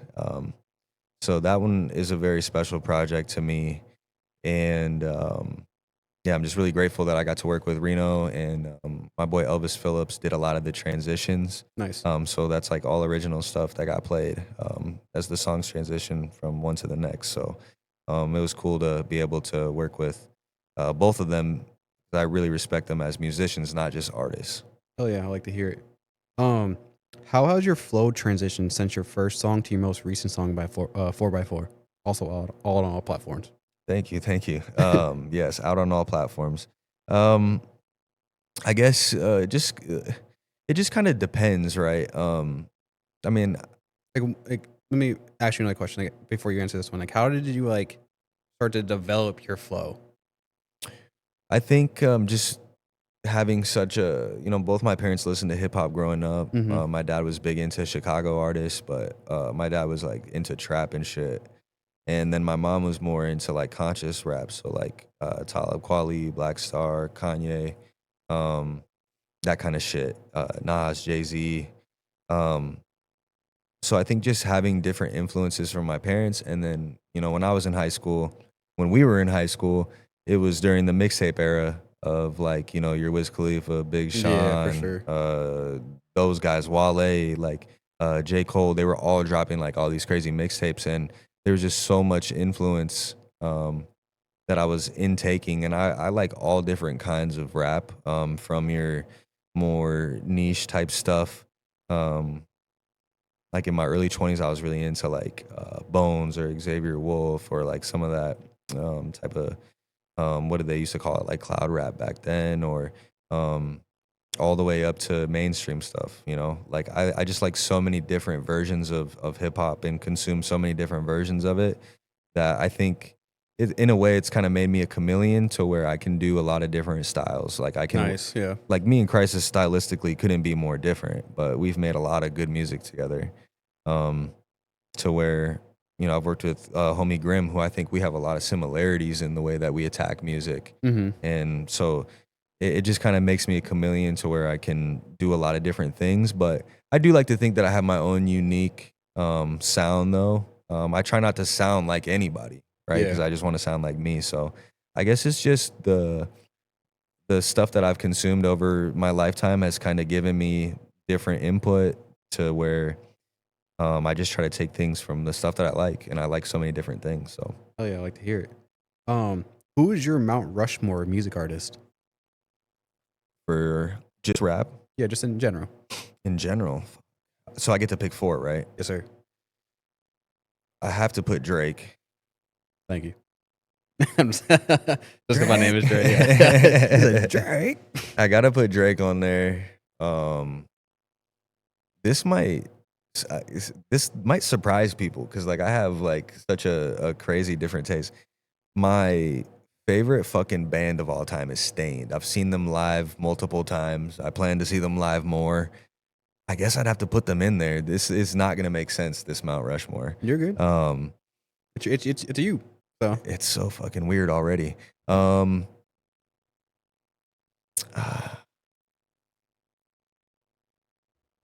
probably have to also throw in there Kanye. nice. Just a big influence in so many different ways with him. Fuck, let me try to think of something else. Listen to so much. Tough. So now we're at 3? Tough. You were at 3. One more. One fucking more. That's probably gonna be the hardest one. Yeah, you're putting me on the spot here because I'm thinking all genres right now. You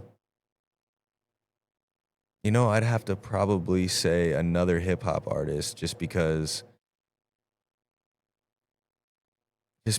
like I do listen to bands.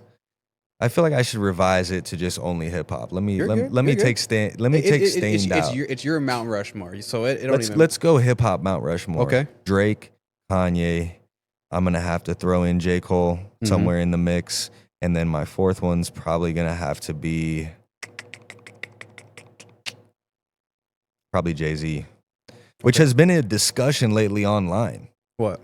about Jay-Z. Like people, like I just feel like it's a regional thing almost. Like because when I lived on the East Coast, even on the Southeast Coast, like a lot of the New York and New Jersey and just like that upper New England area, a lot of people in North Carolina are from up there or from DC in that area. So the East Coast just people move up and down it. Like I just feel like people in the Midwest don't fucking appreciate Jay-Z the way they should, like as an artist. Okay. So yeah, I think he's always good. Yeah, I think that would be my 4 though, for hip hop. But I do really fuck with Stained. I like a lot of different bands. I always really fucked with Avenged Sevenfold. I really fuck with The Offspring. I like 3 Days Grace. Banger. Yeah, fuck. Banger. A lot of bangers.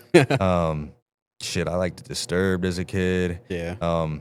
My kid's a huge Skillet fan. Skillet? Yeah. Yeah, they're dope. But yeah, like rock was always kind of a thing too. I used to love going to like heavy metal shows when I was in high school. Okay. I didn't really always love the music. A couple bands I liked, like Of Mice and Men.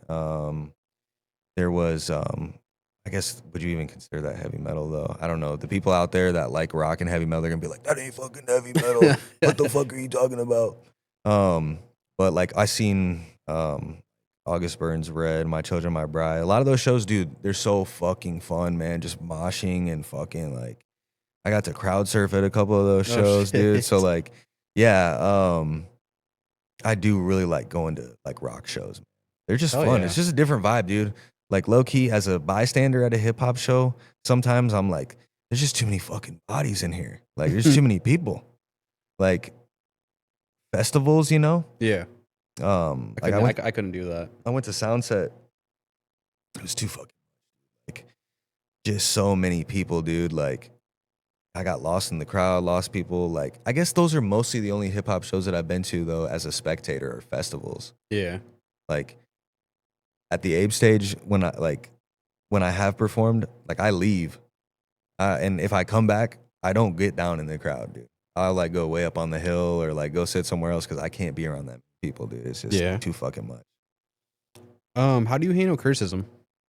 Like, especially being like an artist, like, like a lot of people don't handle criticism well. Well, everybody has an opinion, right? I guess it just depends on who it's coming from. For me, if it's valid, it's valid. You got to be able to self-analyze and to look yourself in the eye and be honest with yourself. It starts there.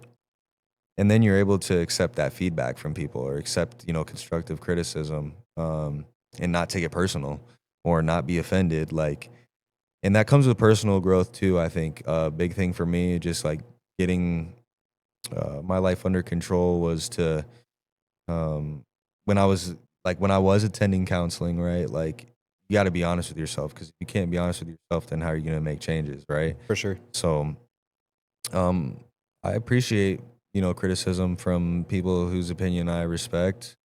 Um, and if it's coming from somebody that maybe I don't know, or like in a business sense with work or something, like, I can appreciate any kind of feedback, right? Oh yeah. But like I said, if it's valid, I don't really care who it's coming from. If it's valid and it hits my ear right, like yeah, I'm gonna think about it. But ultimately, dude, there's really only like three people's opinion that I give a shit about, and that's my wife and kids. Absolutely. So any of the other shit, for the most part, is gonna be outside noise. Um, I try not to judge people or criticize what the fuck they're doing. As an adult, I might not agree with it, but I guess the only people that I would give criticism to or feedback to are people I care about. Absolutely. If I don't care about you, I don't give a shit what you do. Literally. And just I'm gonna let you be. Just let me be. Yeah, I agree with you. Has anyone ever doubted you when you told him you were gonna start making music? Oh yeah, dude. People used to clown me for it. People used to make fun of me for it. But now they root for you. That's the worst part. Yeah. Maybe they still make fun of me for it. Even when I started this, dude, like, you want people to clown me for this? Oh yeah, I'm sure, dude. Like, and it's sad, honestly, because it's like the people you thought you were friends with. Yeah, but they're just miserable. They don't have anything going on. They don't have any pursuits. They sit there on their little high horse doing nothing. Yeah. So, yeah, fuck them, dude. People did make fun of me. People used to clown me, used to troll me. And I don't really, whether they support it now or not, I don't really care, because I remember thinking back on those people, I wish you the best. Hey, good Absolutely. luck. Good It's luck like, with what you got going on. that's the thing. It's like now it's like I remember when I first started this and people used to clown, like they were clowning. And that's the worst part. It's like, it's like I considered you as a friend. And Yeah. it's like, why would you even go out of your way to make fun of me or, tell me this is dumb or tell me to grow up and shit like that? Like, why? Like, I wouldn't do that to you. 'Cause it's like I wasn't raised like that. I don't see you like that. So why would you do that to me of all people? Like I said, dude, I just think people are unhappy, and when they see somebody doing something that They probably want to do, they just don't have the. yeah, and even if it's not the same thing, right? Like you're doing something that you want to do, that you're passionate about, and you have these things in mind for what you want to accomplish, and they don't, and so they don't like that, and they might not even realize that they don't like it. It might be almost like subconscious, like some inner thing inside of them that is insecure, that they don't have, the wherewithal to do something like that. But it's best to just, keep it moving, man. Like Absolutely. I don't even engage with that kind of shit, dude. Like I can't tell you the last time I got into an argument with like somebody that was talking shit about me, or that was, I don't give a fuck. Like I said, I only care about three people's opinion that are on this earth. That's it. Like Absolutely, I agree with you.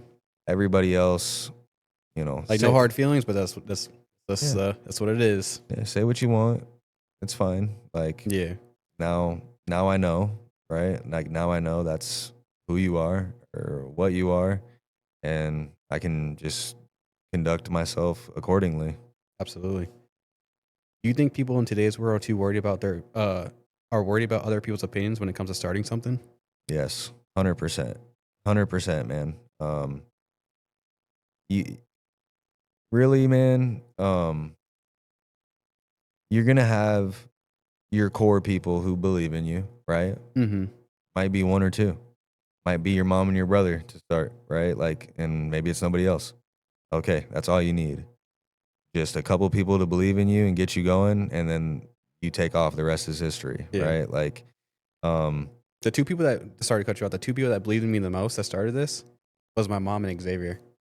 yeah, Dude, I'm telling you, it was weird. Like, obviously, me and Angelica weren't talking at the time, but I just knew what it was. And I remember when Zay and I had this talk, I was like, dude, I'm gonna start the podcast. I'm really gonna start the podcast this time. And he was like, I'm gonna give you a warning, mijo. hey, mijos. Yeah, he's like, I'm gonna give you a warning.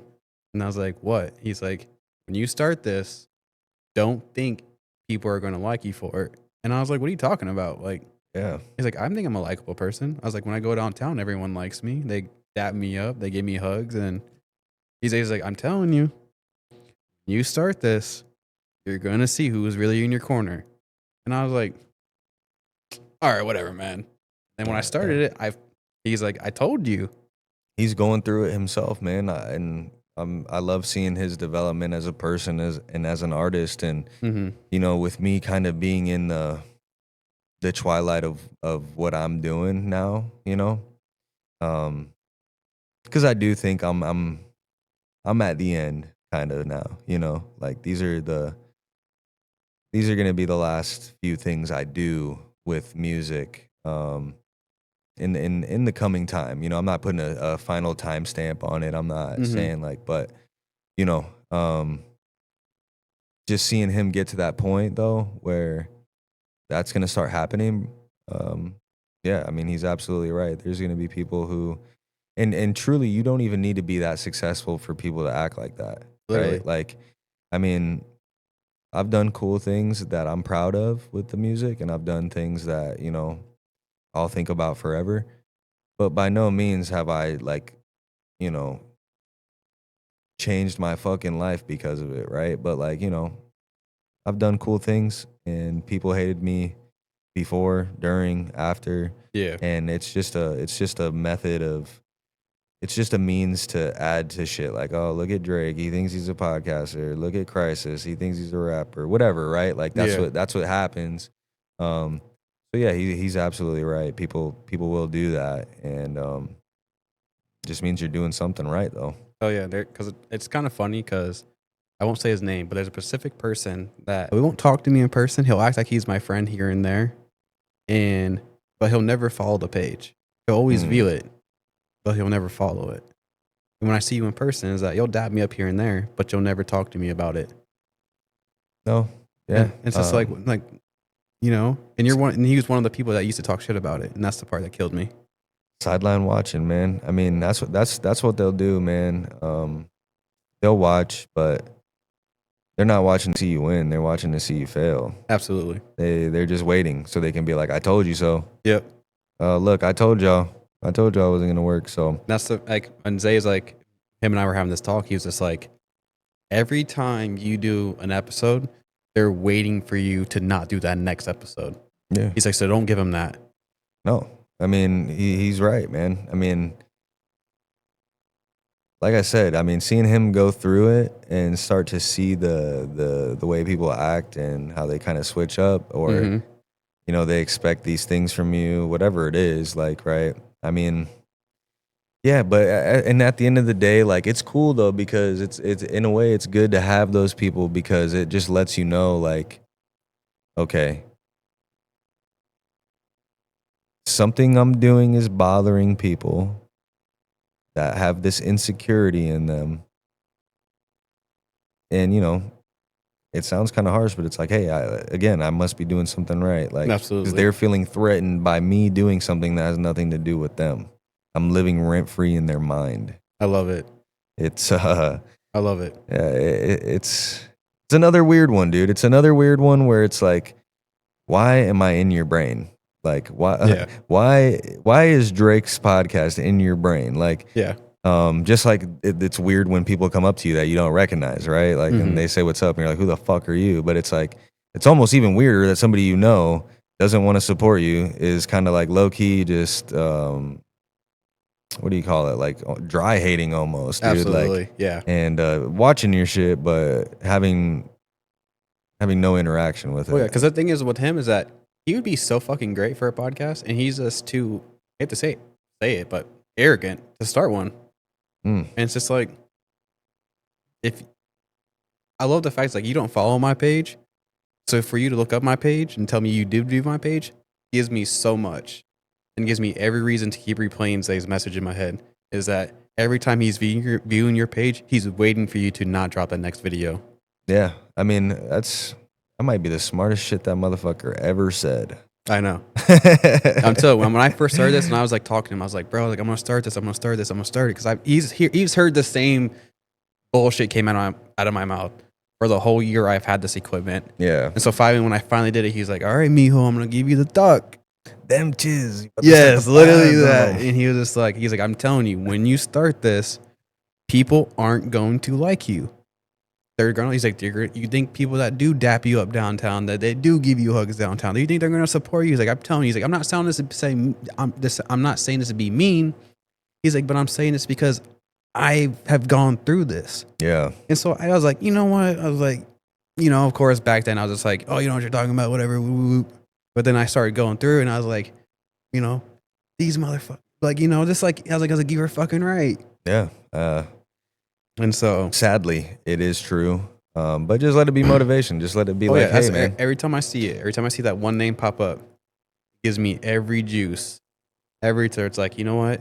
I got another video coming for you, bud. Yep. I got the next one coming for you, bud. One more. I was like, oh, you watched that clip? I got another video for you coming. Like, oh, that one, this one didn't do it for you? I'm telling you, every time I see that name pop up, that one name, because the thing is, there was a group chat, and this is the reason why I take it personal, is the same dude that watches my page every single time was the same dude tell me that I'm down bad, I'm this and that. But it's just like when you see me downtown, you don't say this to my face. Yeah. So it's like, I was like, every time you look at my page and view my page, it gives me every ounce of fuel I need to prove you the fuck wrong. And that's all I need. And now I have Cody and Caleb behind me to let me do this. I love it. Yeah, man. You know, that's some spicy shit there. I love it. Yeah, man. That's what's up. A little stir in the pot. I mean, it's good. It's good for business. It's good for the brand, dude. Yeah. Keep hating. That's what I keep hating, because at the end of the day, you're still watching. That's as they said. You're still watching me. What's that thing that fucking bowler said? You know what I'm talking about? Nah. He's like, oh God, dude, it was this fucking bowler who was always winning. She's like, all you can do is watch. That's all you'll ever do. Like, all you could do is watch. Mm-hmm. That was some cold shit. I love it. I fucking love it. Hell That's yeah. what's up. So we're coming to the end of the show right here. So what I like to kind of rattle off a few questions. I know I've been drilling you with questions, but with these ones, I just want you to kind of give me your best answer, okay? Pause. Low-key, you got me on that one. All right, let's get to it. With what you know about life now, you somehow run into your 16-year-old self. What advice are you giving him? Lock in. Hell yeah. All right. This one hits home. What's one thing you want your kids to learn from you?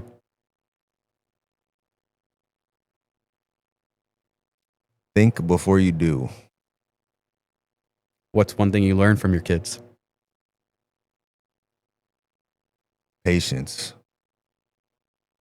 All right, number 3. What's the worst advice you ever heard?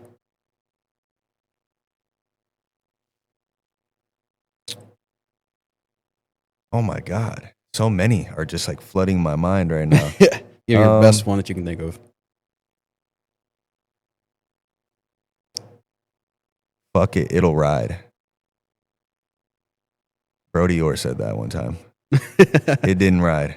It did it right. No. No. What's the best advice you ever heard?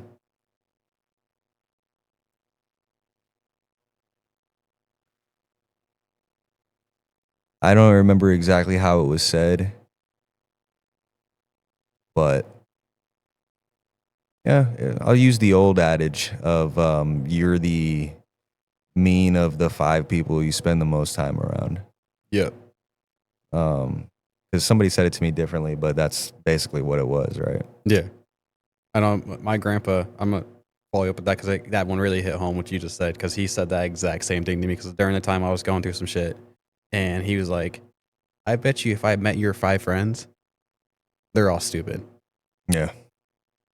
And I kind of looked at him. He's like, go home and ask your friends, what do they want to do with their life?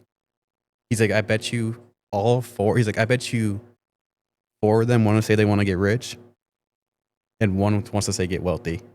He's like, that's the friend you keep. Yep. And Amen. I literally sat there and I was like, and I came home, asked for the friends that I thought were my friends. They gave me that same answer. Oh, I just want to get rich. I just want to get rich. But then they weren't doing shit. No, they're not. And yeah, mine came from my grandpa too. It was basically like to make a long story short, it was like I was always coming around and saying like, oh, this happened to my friend. This friend got locked up. This friend died. This friend, whatever.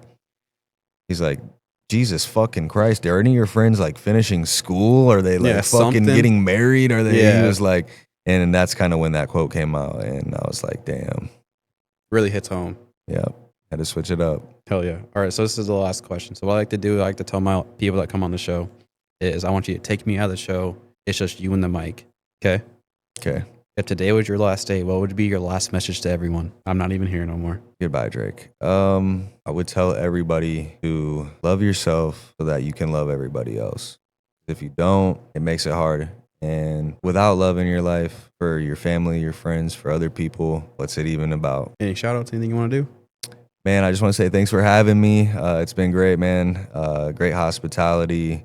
And I hope you continue to grow this, and I wish you much success on this, man. Thank you. I appreciate you, brother. Anything else for the people? Nah, man. Any music coming out?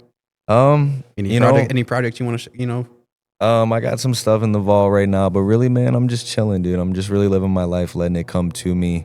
But if you do want to stream anything, you can find me on all platforms under Gifo. That's Gifo. And I just want to give a shout out to my boy Crisis. He's been going crazy lately.